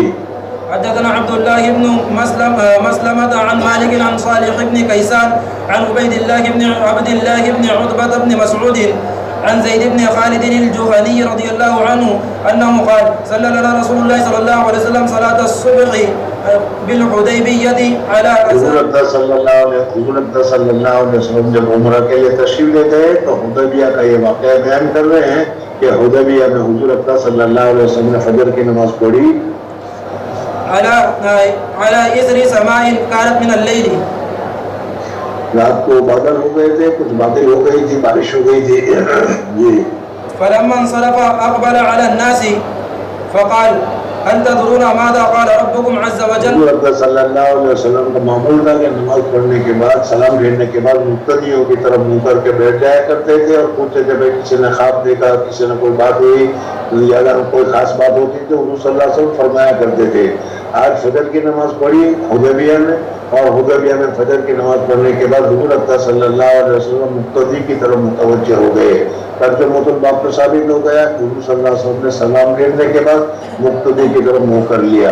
اب مقتدی کی طرف منہ کرنے کے بعد کیا کیا وہ بتایا کہ حضور اقدس صلی اللہ علیہ وسلم نے فرمایا کہ اللہ جل جلالہ و امن والے فرماتے ہیں کہ آج رات میں بعض لوگوں کا ایمان مضبوط ہو گیا اور بعض لوگوں نے کفر کیا. جن لوگوں نے کہا کہ اللہ نے اپنے فضل سے بارش نازل کی وہ ان کا تو ایمان اللہ کی طرف اس فعل کو منسوخ کرنے کی وجہ سے مضبوط ہو گیا. اور جن لوگوں نے کہا کہ فلانے نکشتر کی وجہ سے، فلانے تارے کی وجہ سے یا فلانے کی وجہ سے بارش ہوئی، انہوں نے گویا کہ اپنے اللہ تبارک و تعالیٰ کے ساتھ گویا کہ شرک کیا یا کفر کیا. جی قالوا اللہ ورسولہ اعلم. قال اصبح من عباد مؤمن بی وکافر فاما من قال مطرنا بفضل الله ورحمته فذلك مؤمن بي كافر بالكوكب واما من قال مطرنا بنوع كذا وكذا فذلك كافر بي مؤمن بالكوكب. حدثنا عبد الله بن منير سمع يزيد بن هارون قال اخبرنا حميد بن انس بن مالك رضي الله عنه قال اخر رسول الله صلى الله عليه وسلم صلاة ذات ليلة الى شطر الليل. صلی اللہ علیہ وسلم نے ایک مرتبہ ایک نماز کو تاخیر سے پڑھا، یعنی جو مستحب وقت ہے اس مستحب وقت میں بھی ابتدا میں نہیں پڑھا بلکہ مستحب وقت میں بھی اخیر میں پڑھا. یہ عشاء کی نماز تھی جو ثلث اللیل کے وقت 10:30 بجے کے قریب پڑھی جاتی ہے. تو حضور اقدس صلی اللہ علیہ وسلم نے 10:30 پونے 11 بجے مثلاً کیا ہے عشاء کی نماز پڑھی اور پھر عشاء کی نماز پڑھنے کے بعد حضور اقدس صلی اللہ علیہ وسلم نے سلام پھیرا اور سلام پھیر کر ہماری طرف متوجہ ہو گئے. ترجمۃ الباب تو ثابت ہو گیا کہ حضور صلی اللہ علیہ وسلم نے سلام پھیرنے کے بعد اپنے چہرے کو قبلے کی طرف سے پھرا کر لوگوں کی طرف کر دیا. جی ثم خرج علينا فلما صلى اقبل علينا بوجهه فقال ان الناس قد صلوا ورقدوا. حضور اقدس صلی اللہ علیہ وسلم نے عشاء کی نماز مؤخر پڑھی. جو نماز پڑھنے والے تھے اپنے اپنی مسجدوں میں پڑھنے والے تھے، اپنے اپنے گھروں میں پڑھنے والے تھے، سب لوگوں نے کیا ہے نماز پڑھ لی. یہ لوگ مسجد نبوی میں جو تھے حضور اقدس صلی اللہ علیہ وسلم کے انتظار کی وجہ سے انہوں نے تاخیر کی اور یہی نماز پڑھنے والے دنیا میں باقی رہے. دوسرا اس وقت میں دوسرا کوئی نماز پڑھنے والا باقی نہیں رہا. جو ایمان والے تھے وہ سب نے اپنے اپنے طور پر نماز کو پڑھ لی. تو حضور اقدس صلی اللہ علیہ وسلم نے تاخیر کے بعد لوگوں کی طرف متوجہ ہو کر چہرہ پھیرا تھا. حضور صلی اللہ علیہ وسلم نے ان کو یہ خوشخبری سنائی قد صلوا ورقدوا اور سب کے سب نماز پڑھ کر سو گئے. وَإِنَّكُمْ لَن تَزَالُوا فِي صَلَاةٍ اور تم لوگ اب تک انتظار کرتے رہے نماز کا، اور جب تک تم نماز کا انتظار کرتے رہے تم کو نماز کا ثواب ملتا رہا. تم نے مسئلہ پہلے بھی سنا تھا کہ جماعت سے پہلے مسجد میں چلے جاؤ تو جتنی دیر تک انتظار کرو گے تو تم نماز میں سمجھے جاؤ گے، نماز کا ثواب ملے گا اور اللہ تبارک و تعالیٰ کی طرف سے تم کو جماعت کا ثواب ملتا رہے گا. گویا کہ تم جماعت میں شریک ہونے کے لیے انتظار کر رہے ہو جس وجہ سے جماعت میں ہی ہو. تو حضور اقدس صلی اللہ علیہ وسلم نے فرمایا کہ سب لوگ تو نماز پڑھ کے سو گئے اور تم لوگ انتظار کرتے رہے تو تمہارا انتظار کرنا یہ گویا کہ نماز میں شامل ہونا یا نماز کا ثواب حاصل کرنا ہوا. انتظروا لن تزالوا بصلاة وإنكم لن تزالوا في صلاة من انتظرتم الصلاة منتظرتم الصلاۃ، جب تک تم نماز کا انتظار کرتے رہے. اس وجہ سے امامت کا یا جماعت کا انتظار کرنے میں بھی ثواب ملتا ہے. اس وجہ سے دوسرے بات چیت میں یا دوسری چیزوں میں متوجہ نہیں ہونا چاہیے، انتظار کرنا چاہیے، یا اس وقت اللہ تبارک و تعالیٰ کا ذکر وغیرہ میں مصروف رہنا چاہیے. باب مکث الامام فی مصلاہ بعد السلام. سلام پھیرنے کے بعد مصلی کے اوپر امام بیٹھا رہے یا کیا کرے، کیا پڑھے، کس طریقے سے کرے، اس کو بتانے نے ابھی بتایا کہ قبلے کی طرف منہ کر کے اگر وہ بیٹھا رہے گا تو اشتباہ ہوگا، لوگوں کو پریشانی ہوگی. اس وجہ سے مصلی پر تو بیٹھ سکتا ہے، لیکن اپنی حیت کو، اپنی کیفیت کو بدل دے تاکہ کسی دوسرے کو اشتباہ نہ ہو اور وہ سمجھ لے کہ جماعت ہو گئی ہے. جی. وقال لنا آدم حدثنا شعبة عن أيوب عن نافع قال كان ابن عمر رضي الله عنهما يصلي في مكانه الذي صلى فيه الفريضة وفعله القاسم. ويذكر عن أبي هريرة رضي الله عنه رفعه لا يتطوع الإمام في مكانه ولم يصح. جس جگہ پر اس نے امامت کی ہے، جس جگہ پر اس نے امامت کی ہے، اس جگہ پر وہ نفل یا سنت وغیرہ نہ پڑھنا شروع کر دے، اس وجہ سے کہ لوگوں کا اشتباہ ہوگا. جی.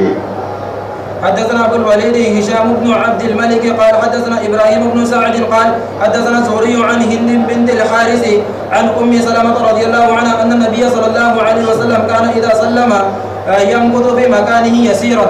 حضور صلی اللہ علیہ وسلم نماز سے سلام پھیر دیتے تھے. سلام پھیرنے کے بعد کچھ دیر کے لیے حضور صلی اللہ علیہ وسلم وہاں بیٹھے رہتے تھے، دعا وغیرہ مانگ لی گیا، اللہم انت السلام و منک السلام ربنا اغفر لنا وغیرہ. جی. قال ابن شهاب فنرى والله اعلم لكي ينفذ من ينصرف من النساء. یعنی حضور اکرم صلی اللہ علیہ وسلم سلام پھیرنے کے بعد اپنی جگہ پر ذرا دیر کے لیے بیٹھا رہتے تھے. کیوں؟ تاکہ وہ جو عورتیں پیچھے نماز پڑھ رہی ہے وہ حضور صلی اللہ علیہ وسلم کے سلام پھیرنے کے بعد جلدی سے اپنی جگہ کو چھوڑ کر وہ مسجد سے باہر چلے جائیں، اور پھر حضور صلی اللہ علیہ وسلم اٹھے تو صحابہ بھی اٹھیں گے اور پھر سب مسجد سے باہر جائیں گے. اس وجہ سے کہ اس زمانے میں سنن مسجد صرف فرائض کے لیے ہوا کرتی تھی، سنن اپنے گھروں میں جا کر پڑھا کرتے تھے. جی. وقال ابن ابي مريم اخبرنا نافع بن يزيد قال حدثني جعفر بن ربيعه ان ابن شهاب كتب اليه قال حدثتني هند بنت الحارث الفراسية عن ام سلمة رضي الله عنها زوج النبي صلى الله عليه وسلم وكانت من صواحباتها قالت كان يسلم فينصرف النساء فيدخلن بيوتهن من قبل ان ينصرف رسول الله صلى الله عليه وسلم. فقال ابن وهب عن يونس عن ابن شهاب اخبرتني هند الفراسية. وقال عثمان بن عمر اخبرنا يونس عن الزهري قال حدثتني هند القرشية. یہ ہند فراشیہ ہے، ہند قریشیہ ہے، وہ کہا دونوں نامونی کی ہیں، یعنی قریش خاندان کی تھی اور قریش خاندان کا ایک شاخ تھی فراسی. اس وجہ سے کسی نے اس شاخ کی طرف منسوب کر دیا، کسی نے خاندان قریش کی طرف منسوب کر دیا. جی. وقال الزبيدي اخبرني الزهري ان هند بنت الحارث القرشية اخبرته وكانت تحت معبد ابن المقداد وهو حليف بني زهرة وكانت تدخل على ازواج النبي صلى الله عليه وسلم. وقال شعيب عن الزهري حدثتني هند القرشية. وقال ابن ابي عتيق عن الزهري عن هند الفراسية. وقال الليث حدثني يحيى بن سعيد حدثه ابن شهاب عن امرأة من قريش حدثته عن النبي صلى الله عليه وسلم. باب من صلى بالناس فذكر حاجته فتخطاهم. اگر کسی آدمی نے صف میں کھڑا ہو گیا پھر اس کو ایک دم یاد آ گیا کوئی کام کی، اس وجہ سے اب وہ صف سے نکلنا چاہے تو لوگوں کی گردن پھلان کر اگر جانا چاہے تو وہ جا سکتا ہے یا نہیں، اس کو ذکر کر رہے ہیں. جی. مثلا وضو ٹوٹ گیا یا کوئی اور ایسی بات ہو گئی تو اس صورت میں گردن پھلان کر نکل جانا درست ہے. جی. حدثنا محمد بن عبيد قال حدثنا عيسى بن يونس عن عمر بن سعيد قال اخبرني ابن ابي مليكة عن عقبة رضي الله عنه قال صليت وراء النبي صلى الله عليه وسلم بالمدينة العصر فسلم فقام مسرعا حضور اکرم صلی اللہ علیہ وسلم نے ایک مرتبہ عصر کی نماز پڑھائی اور عصر کی نماز کا سلام پھیرنے کے ساتھ ہی فوراً بہت جلدی سے حضور اکرم صلی اللہ علیہ وسلم اپنے گھر میں تشریف لے گئے اور تھوڑی دیر کے بعد تشریف لائے. اور تشریف لانے کے بعد حضور صلی اللہ علیہ وسلم نے فرمایا کہ میرے گھر میں کچھ سونا کچھ پیسے رہ گئے تھے تو وہ مجھے یاد آ گئے تو میں جلدی سے گھر میں جا کر اس پیسے کو صدقہ کر کے آ گیا. اس وجہ سے کہ مجھے یہ خطرہ ہوا کہ اگر ابھی میرا انتقال ہو جائے تو میرے ملک میں کچھ پیسے ہوں گے اور نبی کے ملک میں پیسہ ہو یہ مناسب نہیں ہے. اس وجہ سے میں نے جلدی سے اس پیسے کو صدقہ کر دیا. جی. فضغط رقاب الناس إلى بعض حجر نسائه ففزع الناس من سرعته. لوگ گھبرا گئے کہ حضور صلی اللہ علیہ وسلم کا معمول تو نماز کے بعد فوراً اٹھ جانے کا نہیں تھا. کیا بات ہوئی کہ حضور صلی اللہ علیہ وسلم جلدی سے سلام پھیر کر اٹھ گئے تو پھر حضور صلی اللہ علیہ وسلم نے تشریف لائے تب فرمایا ففزع الناس من سرعته فخرج عليهم. یعنی دوبارہ تشریف لائے حضور صلی اللہ علیہ وسلم گھر میں سے دیکھا کہ صحابہ بڑے تعجب کر رہے ہیں. ان کے چہرے پر بڑا تعجب ہے کہ کیا بات ہوئی, حضور صلی اللہ علیہ وسلم آج اتنے جلدی گھر میں کیوں گئے. فرأى أنهم قد عجبوا من سرعته فقال ذكرت شيئا من تبر عندنا فكرهت. سونے کا کوئی ٹکڑا تھا میرے پاس رہ گیا تھا, وہ مجھے ایک دم یاد آ گیا کہ میں نے اس کو ابھی تک صدقہ نہیں کیا ہے تو اس وجہ سے میں اس کو صدقہ کرنے کے لیے جلدی سے گھر میں گیا. بھائی ایسا نہ ہو کہ صدقہ کرنے سے پہلے میری موت آ جائے اور میرے پاس مال ہو, میں مال کا مالک بنوں, اس وجہ سے نبی کے لیے مناسب نہیں ہے. جی. فكرهت أن يحبسني فأمرت بقسمته. مصنف رحمۃ اللہ تعالیٰ نے بتایا کہ امام کو سلام بھیجنے کے بعد مقتدیوں کی طرف متوجہ ہو جانا چاہیے, پھر جانا چاہیے. اب دوسرا مسئلہ ہے کہ داہنی طرف پھرے یا بائیں طرف پھرے, کون سی طرف پھرنا چاہیے. تو مصنف رحمۃ اللہ علیہ فرماتے ہیں کہ اختیار ہے, تمہاری مرضی ہے, داہنی طرف پھرو بائیں طرف پھرو, کوئی حرج کی بات نہیں ہے. حضور اکرم صلی اللہ علیہ وسلم کا سلام پھیرنے کے بعد حضرت عائشہ کا حجرہ رضی اللہ تعالیٰ عنہ, حضرت عائشہ کا حجرہ بائیں طرف تھا, اس وجہ سے حضور صلی اللہ علیہ وسلم بائیں طرف پھیر کر جایا کرتے تھے تاکہ آسانی ہو. جی. باب الانفتال والانصراف عن اليمين والشمال. وكان انس بن مالك رضي الله عنه ينفتل عن يمينه وعن يساره. ينفتل جی. ينفتل عن يمينه وعن يساره ويعيب على من يتوخى او یعنی داہنی طرف پھرو بائیں طرف پھرو کوئی حرج کی بات نہیں, لیکن کوئی ایک ایسی اپنی عادت بنا لینا اور یہ سمجھنا کہ اسی طرف پھرنا ہے یہ سمجھ غلط ہے, یہ سمجھ صحیح نہیں ہے. دونوں طرف برابر ہے, جس طرف بھی چاہیں چار منہ پھرا دو درست ہے. جی. او من تعمد الانفتال ويعيب على من يتوخى او من تعمد الانفتال عن يمينه. عادت بنا لے کہ بس دوسری طرف کرے ہی نہ یا دوسری طرف کو صحیح نہ سمجھے, مکروہ سمجھے, کہ یہ عادت اور یہ سمجھ غلط ہے, اس کو اصلاح کرنی چاہیے. جی. حدثنا ابو الوليد قال حدثنا شعبة عن سليمان عن عمارة بن عمير عن الأسود قال عبد الله رضي الله عنه لا يجعل أحدكم للشيطان شيئا من صلاته. یعنی شیطان کے لیے اس میں حصہ نہیں لگانا چاہیے. غلط بات یا غلط چیز ایک طریقہ سنت ہے, اس کو سنت سمجھو, سنت کو واجب کا درجہ دے دو, سنت کو لازم کا درجہ دے دو. یہ گویا کہ تم نے شیطان کی بات کو مان لی, ایک شریعت کے حکم میں تبدیلی کی اور یہ تبدیلی شیطانی ہے, اس وجہ سے شیطان کا گویا کہ یہ حصہ ہے. جی. يرى أن حقا عليه ألا ينصرف إلا عن يمينه. لقد رأيت النبي صلى الله عليه وسلم كثيرا ينصرف عن يساره. باب ما جاء في الثوم الني والبصل والقرات. مصنف رحمۃ اللہ تعالیٰ علیہ اب یہاں سے کیا ہے, نماز بھی پوری ہو گئی, مسجد میں ہو تم, اور بعض کیا ہے مسائل کو تمہارے سامنے ذکر کر رہے ہیں کہ نماز پڑھنے کے لیے جب جا رہے ہو تو تمہارے منہ میں بدبو ہو, چاہے تو وہ بدبو کیا ہے لہسن کی وجہ سے ہو یا بصل پیاز کے کھانے کی وجہ سے ہو یا سگریٹ کی بیڑی کی وجہ سے ہو, تو اس کو منہ صاف کر کے جانا چاہیے. منہ گندا نہیں ہونا چاہیے, فرشتوں کو تکلیف ہوتی ہے. جی. وقول النبي صلى الله عليه وسلم من أكل الثوم أو البصل من الجوع أو غيره فلا يقربن مسجدنا.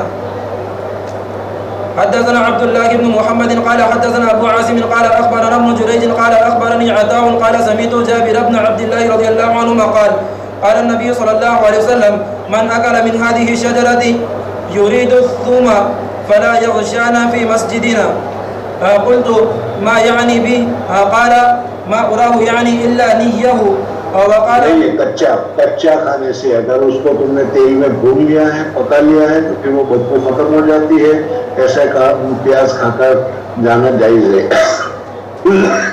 وقال مخلد بن يزيد عن ابن جريج إلا نتنه بدبو کی وجہ سے. حدثنا مسدد قال حدثنا يحيى عن عبيد الله قال حدثني نافع عن ابن عمر رضي الله عنهما أن النبي صلى الله عليه وسلم قال في غزوة خيبر. حضور اقدس صلی اللہ علیہ وسلم خیبر میں غزوہ کے لیے گئے تھے. پھر اس خیبر کو فتح کر لیا تو یہ یہودی لوگ وہاں رہتے تھے. وہ کھیتی کیا کرتے تھے اور وہ کھیتی کاندے کی پیاز وغیرہ کی کھیتی کیا کرتے تھے.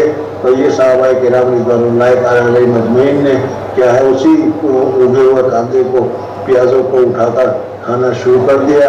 تو جس کی وجہ سے منہ میں بدبو آنی شروع ہو گئی کچے پیاز کھانے کی وجہ سے. تو حضور صلی اللہ علیہ وسلم نے منع کیا. جی من أكل من هذه الشجرة يعني الثوم فلا يقربن مسجدنا. حدثنا سعيد بن عفير قال حدثنا اگر بدبو کے ساتھ گندے منہ کے ساتھ اور اسی طریقے سے جس کے منہ میں بدبو ہو تو پیٹ کی خرابی کی وجہ سے تو ایسے آدمی کو مسجد میں نہیں جانا چاہیے یا تو منہ کو صاف کر کے جانا چاہیے. جی حدثنا سعيد بن عفير قال حدثنا ابن وهب عن يونس عن ابن شهاب قال زعم عطاء أن جابر بن عبد الله رضي الله عنهما زعم أن النبي صلى الله عليه وسلم قال من أكل ثوما أو بصلا فليعتزل لہسن بصل پیاز فليعتزلنا أو قال فليعتزل مسجدنا أو يقعد في بيته. وأن النبي صلى الله عليه وسلم أتي بقدر فيه خضرات. صلی اللہ علیہ وسلم کے پاس کوئی ترکاری لائی گئی. اس ترکاری میں کچے پیاز تھے جس کی وجہ سے پیاز کی بدبو آئی تھی. تو حضور اقدس صلی اللہ علیہ وسلم نے اس کو کھانے سے منع کیا. یہ نہیں کہ کھانا جائز نہیں ہے. حضور صلی اللہ علیہ وسلم چونکہ وہی آتی رہتی تھی فرشتوں کے ساتھ بات کرتے رہتے تھے کب وہی آ جائے کچھ پتہ نہیں. اس وجہ سے ہر وقت حضور اقدس صلی اللہ علیہ وسلم ایسی بدبو والی چیزوں سے احتراز کرتے تھے. جی وأن النبي صلى الله عليه وسلم أتي بقدر فيه خضرات من بقول. یہی سے مسئلہ تمہیں معلوم ہو گیا کہ اعتکاف کے موقع پر افطاری کے موقع پر کباب اور کچے پیاز لائے جائیں تو مسجد میں کچے پیاز کھانا جائز نہیں ہے. جی فوجد لها ريحا فسأل فأخبر بما فيها من البقول فقال قربوها إلى بعض أصحابه كان معه فلما رآه كره أكلها فقال حضور اقدس صلی اللہ علیہ وسلم نے نہیں کھایا اور کہا کہ صحابہ کو دے دو. اب صحابہ نے دیکھا کہ حضور صلی اللہ علیہ وسلم نے نہیں کھایا تو ہم کیوں کھائیں. اس لیے صحابہ نے بھی کھانے سے اعتراض کیا. تو پھر حضور صلی اللہ علیہ وسلم نے فرمایا کہ میں نے جو نہیں کھایا وہ کوئی ناجائز اور حرام ہونے کی وجہ سے نہیں. فرشتے میرے پاس آتے رہتے ہیں اور اس کو کھانے سے منہ میں بدبو آ جائے گی. فرشتہ آئے گا تو تکلیف ہوگی. اس وجہ سے میں نے نہیں کھایا. اور تمہارے پاس تو فرشتے آتے نہیں ہیں. اس وجہ سے اگر تم کھانا چاہو تو کھا سکتے ہو. کھانے کے بعد منہ کو صاف کر دینا. جی قل فإني أناجي من لا تناجي. وقال أحمد بن صالح عن ابن وهب أتي ببدر قال ابن وهب يعني بطقا فيه خضرات. ایک ایسا طبق لایا گیا کہ جس میں سبزی تھی خضرات تھی. سبزی پکائی گئی تھی اور اس سبزی میں کچے پیاز تھے. جی ولم يذكر الليث وأبو صفوان عن يونس قصة القدر فلا أدري هو من قول الزهري أو في الحديث. حدثنا أبو معمر حدثنا عبد الوارث عن عبد العزيز قال سأل رجل أنس بن مالك رضي الله عنه ما سمعت النبي صلى الله عليه وسلم في الثوم فقال قال النبي صلى الله عليه وسلم من أكل من هذه الشجرة فلا يقربن أو لا يصلين معنا. یعنی ہمارے ساتھ جماعت کے ساتھ نماز نہ پڑھے. کیوں؟ اس لیے کہ فرشتوں کو اس بدبو سے اذیت ہوتی ہے. جی باب وضوء الصبيان ومتى يجب عليهم الغسل والطهور وحضورهم الجماعة والعيدين والجنائز وصفوفهم. چھوٹے بچوں کو نماز میں کب حاضر ہونا چاہیے، کس وقت پڑھنا چاہیے، اس کو اس مسئلے میں مصنف رحمۃ اللہ تعالیٰ علیہ نے ذکر کیا ہے. تم نے سنا ہوگا کہ حضور اقدس صلی اللہ علیہ وسلم نے بچوں کو بچپن ہی سے نماز کی عادت دلانے چاہیے اور نماز پڑھانا چاہیے. آج کل بہت مسئلہ چلتا ہے، چھوٹے بچوں کو مسجد میں لے جاتے ہیں تو شور شکب کرتے ہیں، دوسروں کی نماز خراب کرتے ہیں. تو بچوں کی تہذیب کرنی چاہیے، تعلیم دلانا چاہیے تاکہ وہ ایسی پریشانی نہ کرے. ذرا چھوٹے بچوں کو مسجد میں لے جانا چاہیے، نماز پڑھانی چاہیے تاکہ اس کو عادت ہو. لیکن کتنے سال کے بچے کو تو اس صورت میں سال تو ذکر نہیں کیا گیا، لیکن بتایا گیا ہے کہ جب 10 سال کے ہو جائے تو اس کو مار کر لے جاؤ. بھی نماز فرض نہیں ہے لیکن اس کو عادت ڈالنے کے لیے مار کر مسجد لے جانے کا حکم فرمایا ہے. تو 7 سال سے بچے، 7 سال سے کم عمر کے بچوں کو چونکہ پاکی ناپاکی کا اہتمام نہیں ہوتا، مسجد میں خرابی ہوتی ہے، اس وجہ سے اس کو نہیں لے جانا چاہیے. اب تو آج کل تو ہمارے یہاں دودھ پیتے بچوں کو بھی لے کر مسجد میں چلے جاتے ہیں. اماں سپورٹ کرتی ہے کہ جاؤ بچے کو سنبھالو، وہ لے کر مسجد میں آ جاتے ہیں. یہ صحیح نہیں ہے.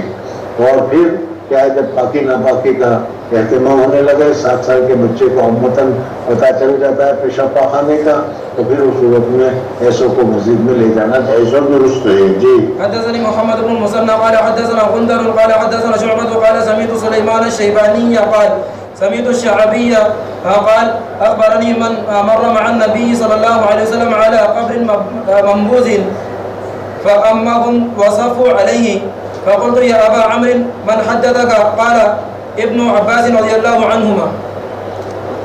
حدثنا علي بن عبد الله قال حدثنا سفيان قال حدثني صفوان بن سليم عن عطاء بن يسار عن أبي سعيد الخدري رضي الله عنه عن النبي صلى الله عليه وسلم قال الغسل يوم الجمعة واجب على كل محتلم. ہر احتلام والے پر، ہر بالغ آدمی کے اوپر جمعہ کے دن غسل کرنا فرض ہے، لازم ہے، واجب ہے. حضور صلی اللہ علیہ وسلم کے زمانے میں صحابہ کرام رضوان اللہ تعالیٰ علیہم اجمعین عمال انفسہم اپنا کام خود ہی کرتے تھے. کھیت وغیرہ میں سارا کام کرتے تھے. گرمی میں پسینہ وسینہ ہو جاتا تھا اور پھر مسجد بھی چھوٹی تھی، اس وجہ سے جب داخل ہوتے تھے تو پسینے کی بدبو محسوس ہوتی تھی. اس وجہ سے حضور اقدس صلی اللہ علیہ وسلم نے فرمایا کہ من اتى الجمعۃ فلیغتسل. جو آدمی جمعہ کی نماز کے لیے آئے اسے چاہے غسل کر لینا چاہیے تاکہ پسینے کی بو وغیرہ دور ہو جائے. لیکن پھر جب صحابہ کرام رضوان اللہ تعالیٰ علیہم اجمعین کو اللہ تبارک و تعالیٰ نے عافیت دی، سہولت دی، تو پھر اس وقت میں فرمایا کہ من اتى الجمعۃ فلیغتسل. تو یہ غسل کرنا مشروع ہے، کرو تو ٹھیک، اور بغیر غسل کے بھی اگر آ گئے تو نماز درست ہو جائے گی. جی حدثنا علي قال حدثنا سفيان عن عمرو قال أخبرني قريب عن ابن عباس رضي الله عنهما قال بت عند خالتي ميمونة رضي الله عنها ليلة فقام النبي صلى الله عليه وسلم فلما كان في بعض الليل قام رسول الله صلى الله عليه وسلم فتوضأ من شن معلق وضوءا خفيفا يخففه عمرو ويقلله جدا ثم قام يصلي فقمت فتوضأت نحو مما توضأ ثم جئت فقمت عن يساره فحولني فجعلني عن يمينه ثم صلى ما شاء الله ثم استدعى فنام حتى نفخ فأتاه المنادي يؤذنه بالصلاة فقام معه إلى الصلاة فصلى ولم يتوضأ. قلنا لعمر إن ناسا يقولون إن النبي صلى الله عليه وسلم تنام عينه ولا ينام قلبه. قال عمرو سمعت عبيد بن عمير يقول إن رؤيا الأنبياء وحي ثم قرأ إني أرى في المنام أني أذبحك. حدثنا إسماعيل قال حدثني مالك عن إسحاق بن عبد الله بن أبي طلحة عن أنس بن مالك رضي الله عنه أن جدته مليكة رضي الله عنها دعت رسول الله صلى الله عليه وسلم. انس بن مالک رضی اللہ تعالیٰ عنہ کی نانی حضور اقدس صلی اللہ علیہ وسلم کو دعوت دی. حضور اقدس صلی اللہ علیہ وسلم تشریف لے گئے اور حضور اقدس صلی اللہ علیہ وسلم نے وہاں کھانا کھایا. کھانا کھانے کے بعد حضور صلی اللہ علیہ وسلم نے وہاں آرام فرمایا. جدته مليكة أن جدته مليكة رضي الله عنها دعت رسول الله صلى الله عليه وسلم لطعام صنعته فأكل منه فقال قوموا فلأصلي بكم فقمت لحسير ألنا فقمت إلى فقمت إلى حصير لنا قد ایک چٹائی تھی جو بہت پرانی تھی، جو بدی ہوئی تھی، جس کی وجہ سے مڑی ہوئی تھی. میں نے وہ چٹائی کھولی اور چٹائی کے اوپر پانی کا چھڑکاؤ کیا تاکہ اس میں کیا ہے وہ جو سختی آ گئی ہے وہ سختی ختم ہو جائے اور ذرا نرمی آ جائے. جی. من طول ما لبس فنزحته بماء فقام رسول الله صلى الله عليه وسلم واليتيم معي والعجوز من ورائنا فصلى بنا ركعتين. حدثنا عبد الله بن مسلمة عن مالك عن ابن شهاب عن عبيد الله بن عبد الله بن عتبة عن ابن عباس رضي الله عنهما أنه قال أقبلت راكبا. علی ابن عباس تو ٹھیک ہے لیکن میرا خیال ہے حدیث پر لکھا ہوا ہی ہے عبداللہ کا نام بھی پڑھنا چاہیے تھا. عن عبداللہ ابن عباس عن عبد الله بن عباس رضي الله عنهما. ہے کہ نہیں؟ عبداللہ لکھا ہوا کہ نہیں؟ نہیں ہے. میں نے سنا ہی نہیں رہتا تجھے. ہے کہ نہیں؟ تو پھر کیوں عبداللہ کیوں چھوڑ دیا؟ جی. عن عبد الله بن عباس رضي الله عنهما أنه قال أقبلت راكبا على حمار أتان وأنا يومئذ قد ناهزت الاحتلام ورسول الله صلى الله عليه وسلم يصلي بالناس بمنى إلى غير جدار. یہ منى میں حجۃ الوداع کا موقع ہے، کئی مرتبہ یہ آ گئی حدیث. جی. فمررت بين يدي بعض الصف فنزلت وأرسلت الأتان ترتع ودخلت في الصف ولم ينكر ذلك علي أحد. حدثنا أبو اليمان قال أخبرنا شعيب بن زهري قال أخبرني عروة بن الزبير أن عائشة رضي الله عنها قالت أعتم رسول الله صلى الله عليه وسلم وقال عياش حدثنا عبد الأعلى قال حدثنا معمر عن الزهري عن عروة عائشة رضي الله عنها قالت أعتم رسول الله صلى الله عليه وسلم في العشاء حتى عشاء کی نماز میں حضور اقدس صلی اللہ علیہ وسلم نے تاخیر کی، اندھیرا کر دیا، تاخیر کی، بہت دیر لگا دی. مثلاً کیا ہے 10 ساڑھے 10 بجے کا وقت ہو گیا، عامتاً لوگ 9 سوا 9 بجے نماز پڑھ کر فارغ ہو گئے اور حضور صلی اللہ علیہ وسلم نے عشاء کی نماز میں تاخیر کی. جی. عمر رضی اللہ عنہ، یہاں تک کہ حضرت عمر فاروق رضی اللہ عنہ نے کہا کہ یا رسول اللہ صلی اللہ علیہ وسلم عورتیں بچے نماز پڑھنے کے لیے آئے ہیں، انتظار کرتے کرتے وہ اڑنے لگے ہیں. تو حضور صلی اللہ علیہ وسلم باہر تشریف لائے اور عشاء کی نماز پڑھی. جی. قد نام النساء والصبيان قالت فخرج رسول الله صلى الله عليه وسلم فقال انه ليس احد من اهل الارض صلی اللہ علیہ وسلم نے فرمایا کہ روئے زمین پر تمہارے علاوہ اس وقت نماز پڑھنے والا کوئی باقی نہیں رہا. اولاً تو مسلمان مدینہ منورہ میں تھے، یا ادھر ادھر کہیں مدینہ میں بھی دوسری جگہ پر ہوں گے تو وہ اپنے اپنے جگہ پر عشاء انہوں نے پڑھ لی اور اس وقت تم انتظار کرتے رہے تو تاخیر میں سب سے اخیر میں عشاء کی نماز پڑھنے والے تم ہی باقی رہے. اس لیے حضور صلی اللہ علیہ وسلم نے فرمایا کہ روئے زمین پر تمہارے علاوہ کوئی نماز پڑھنے والا باقی نہیں رہا. انه ليس احد من اهل الارض يصلي هذه الصلاه غيركم ولم يكن احد يومئذ يصلي غير اهل المدينه. مدینہ کے علاوہ تو دوسری جگہ پر کفر و شرک تھا، وہاں کون پڑھنے والا تھا؟ مدینہ میں تھے، وہ مدینہ میں لوگوں نے بھی پڑھ لی اور یہی ایک جماعت باقی رہ گئی تھی جو ابھی انتظار کر رہی تھی. جی. حدثنا عمرو بن علي قال حدثنا يحيى قال حدثنا سفيان قال حدثني عبد الرحمن بن عابس قال سمعت ابن عباس رضي الله عنهما وقال له رجل شهدت الخروج مع النبي صلى الله عليه وسلم قال نعم ولولا ما كان منه ما شهدته يعني من صغره أتى العلم الذي عند ذلك كثير ابن الصلت. عید کے موقع پر کہا کہ حضور صلی اللہ علیہ وسلم جہاں نماز پڑھنا چاہتے تھے وہاں پر ایک جھنڈا گاڑ دیا کرتے تھے، سارے لوگ وہاں پر جمع ہو جایا کرتے تھے. جی. ثم خطب ثم أتى النساء فوعظهن وذكرهن وأمرهن أن يتصدقن فجعلت المرأة تهوي بيدها إلى حلقها تلقي في ثوب بلال ثم أتاه هو وبلال. اس حدیث سے معلوم ہوا کہ صحابہ عورتیں بھی نیکلیس یعنی ہار پہنتی تھی اور کان میں ایئرنگ وغیرہ پہنتی تھی.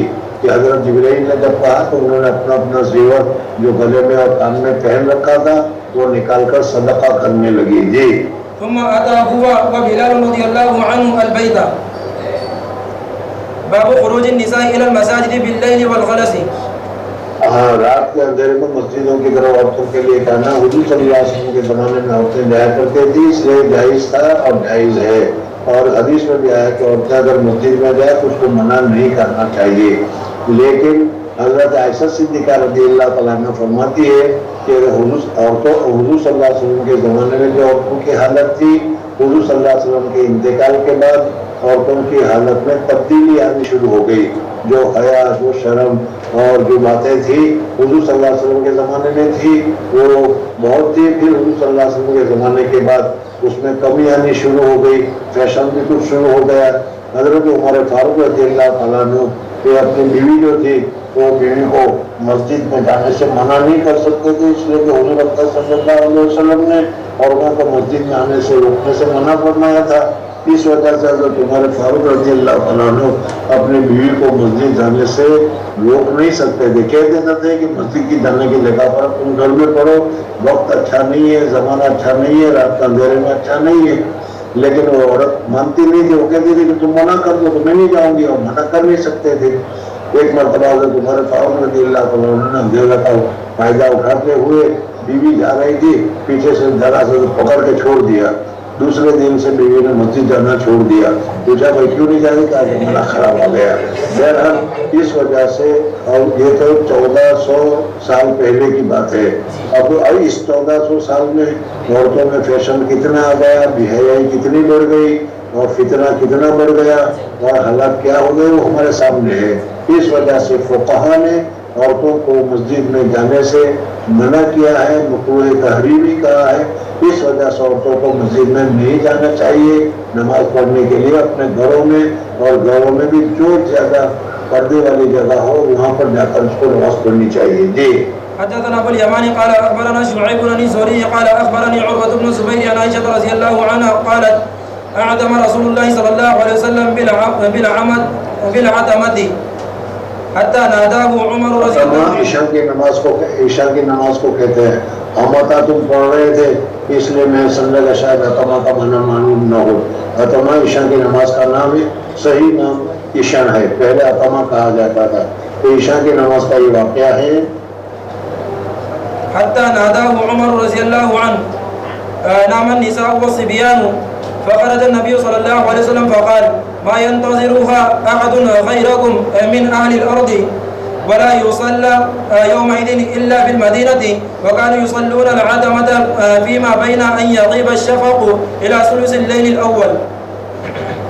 حدثنا عبيد الله بن موسى عن حنظلة عن سالم بن عبد الله. حضور صلی اللہ علیہ وسلم کے زمانے میں شفق کے غائب ہونے کے بعد اور ثلث اللیل کے ختم ہونے سے پہلے عشاء کی نماز پڑھی جاتی تھی.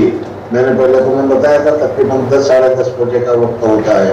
پھر دیکھ لو کیا ہے، کیا کہتے ہیں، سورج آج کل کب کتنے بجے شروع ہوتا ہے تمہارے یہاں؟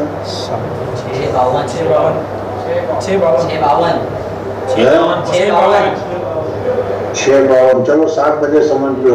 اور صبح شادی کتنے بجے ہوتی ہے؟ 5 بجے. چلو 5 بجے. تو سورج غروب ہونے کے بعد 5 بجے تک وہ کتنے گھنٹے ہو گئے؟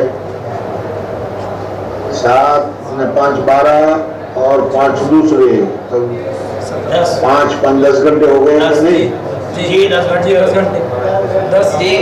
ہو گئے. تو 10 گھنٹے کو 3 سے تقسیم کرو تو کتنے؟ 3.25 گھنٹے ہو جائیں گے. ایک شروع 3.25 گھنٹے میں ہوا. تو 6 بجے اگر غروب ہوتا ہے تو 3.25 گھنٹے میں 9:15 بجے 9:15 بجے ثلث اللیل الاول پورا ہوا. تو حضور صلی اللہ علیہ وسلم کے زمانے میں عشاء کی نماز 9:15 بجے کے قریب ہوا کرتی تھی. جی حدثنا عبيد الله بن موسى عن حنظلة عن سالم بن عبد الله عن ابن عمر رضي الله عنهما عن النبي صلى الله عليه وسلم قال إذا استأذنكم نساؤكم بالليل إلى المسجد. جب عورتیں تم سے اجازت طلب کرے مسجد میں جانے کی تو اجازت دے دیا کرو، منع مت کیا کرو. اس زمانے میں ضرورت تھی. کہتے ہیں کہ آج بھی بہت زیادہ ضرورت ہے. بالکل صحیح ہے، جہالت تو بہت ہے، لیکن کیا ہے، حیا اور شرم نہیں ہے. اور نماز کے لیے نکلے گی اور پتہ نہیں کتنے وعدے اور پورا کرے گی. جی إذا استأذنكم نساؤكم بالليل إلى المسجد فأذنوا لهن. تابعه شعبة عن الأعمش عن مجاهد عن ابن عمر رضي الله عنهما عن النبي صلى الله عليه وسلم. حدثنا عبد الله بن محمد قال حدثنا عثمان بن عمر قال أخبرنا يونس عن الزهري قال حدثتني هند بنت الحارث أم سلمة رضي الله عنها زوج النبي صلى الله عليه وسلم أخبرتها أن النساء في عهد رسول الله صلى الله عليه وسلم كنا إذا سلمنا من المكتوبة قمنا وثبت رسول الله صلى الله عليه وسلم ومن صلى من الرجال ما شاء الله فإذا قام رسول الله صلى الله عليه وسلم قام الرجال. اس زمانے میں عورتیں مسجد میں جاتی تھی تو مسجد میں جا کر سلام پھرتے فوراً اٹھ جایا کرتی تھی, مسجد میں بیٹھی نہیں رہتی تھی تاکہ کیا ہے پردہ کا اہتمام ہو اور کیا ہے جلدی سے نکل جائے تاکہ مردوں کو نکلنے میں آسانی ہو. جی حدثنا عبد الله بن مسلمة عن مالك وحدثنا عبد الله بن يوسف أخبرني مالك عن يحيى بن سعيد عن أمرة بنت عبد الرحمن عن عائشة رضي الله عنها قالت إن كان رسول الله صلى الله عليه وسلم لا يصلي الصبح فينصرف النساء متلفعات لپٹی ہوئی ہوتی تھی اپنی چادروں کے ساتھ بمروطهن متلفعات من مروطهن چادروں سے ما يعرفن من الغلس غلس کی امیری کی وجہ سے پہچانی نہیں جاتی تھی کہ زبیدہ ہے یا حمیدہ ہے, معلوم ہوتا تھا کوئی عورت ہے بس. جی حدثنا محمد بن مسكين قال حدثنا بشر بن بكر قال أخبرنا الأوزاعي قال حدثني يحيى بن أبي كثير عن عبد الله بن أبي قتادة الأنصاري عن أبيه رضي الله عنه قال قال رسول الله صلى الله عليه وسلم إني لأقوم إلى الصلاة وأنا أريد أن أطول فيها حدیث پہلے گزر گئی کہ میں ارادہ کرتا ہوں لمبی قرات کرنے کا, لیکن عورتیں بچے لے کر آتی تھی, بچہ روتا ہے تو ماں کا دل بچے کی طرف متوجہ ہو جاتا ہے, نماز میں وہ دھیان نہیں رہتا, وہ پریشان ہوتی ہے, اس لیے حضور صلی اللہ علیہ وسلم فرماتے ہیں کہ میں قرات کو مختصر پڑھ لیتا ہوں. جی فأسمع بكاء الصبي فأتجوز في صلاة كراهية أن أشق على أمه.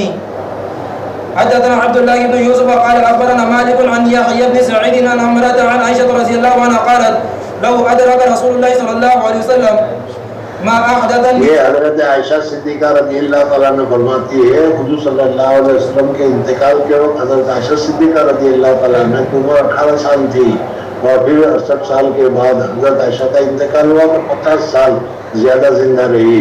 تو اس 50 سال میں کیا بدل گیا تھا وہ بتا رہی ہے کہ آج کل عورتوں کی جو حالت ہو گئی ہے, اگر حضور صلی اللہ علیہ وسلم کے زمانے میں ہوتی تو ان کو مسجد میں آنے سے روک دیا جاتا. جی ما أحدث النساء لمنعهن المسجد كما منعت نساء بني إسرائيل فقلت لعمرة أو منعت کیا یہودی عورتوں کو مسجد میں آنے سے روک دیا گیا تھا. آگے جی ہاں. قالت نعم باب صلاة النساء خلف الرجال. عورتیں اگر مسجد میں جائے تو مردوں کے ساتھ صف میں نہیں کھڑی رہے گی, بلکہ ان کی صفیں مستقل, اگر ایک عورت ہے وہ بھی الگ صف میں کھڑی رہے گی, مردوں کے ساتھ کھڑی نہیں رہے گی وہ. جی حدثنا يحيى بن قزعة قال حدثنا إبراهيم عن سعد. اس وقت حرم میں جب جاتے ہو حج کے موقع پر یا اس موقع پر, تو اس وقت میں عورتیں جو ہے وہ مردوں کے ساتھ ہی کھڑی ہو جاتی ہے, مردوں کی نماز کی بھی فاسد کر دیتی ہے. یہ مسئلہ دھیان میں رکھنے کی ضرورت ہے. جی عن الزهري عن هند بنت الحارث عن أم سلمة رضي الله عنها قالت كان رسول الله صلى الله عليه وسلم إذا سلم قام النساء حين يقضي تسليمه ويمكث هو في مقامه يسيرا قبل. حضور اقدس صلی اللہ علیہ وسلم اپنی جگہ پر سلام پھیرنے کے بعد کچھ دیر انتظار کرتے رہتے تھے قبل أن يقوم. قال نرى والله أعلم أن ذلك كان لكي تنصرف النساء. حضور صلی اللہ علیہ وسلم کا انتظار کیوں ہوتا تھا وہ بتایا تاکہ عورتیں چلنے سے نکل جائیں. جی لكي تنصرف النساء قبل أن يدركهن من الرجال. حدثنا ابن نعيم قال حدثنا ابن عيينة عن إسحاق عن أنس رضي الله عنه قال صلى النبي صلى الله عليه وسلم في بيت أم سليم فقمت ويتيم. حضرت انس رضی اللہ تعالیٰ عنہ کا یہ گھر ہے, اور حضور اقدس صلی اللہ علیہ وسلم تشریف لے جایا کرتے تھے. حضرت ام سلیم حضور اقدس صلی اللہ علیہ وسلم کے لیے اجنبی نہیں تھی بلکہ محرم تھی, اس وجہ سے حضور اقدس صلی اللہ علیہ وسلم وہاں آرام بھی کرتے تھے. جی فقمت ويتيم خلفه وأم سليم خلفنا. باب سرعة انصراف النساء من الصبح وقلة مقامهن في المسجد. مسجد میں نمازی کے لیے جائے, نماز پڑھ کر فوراً وہاں سے ہٹ جائے, بیٹھی نہ رہے.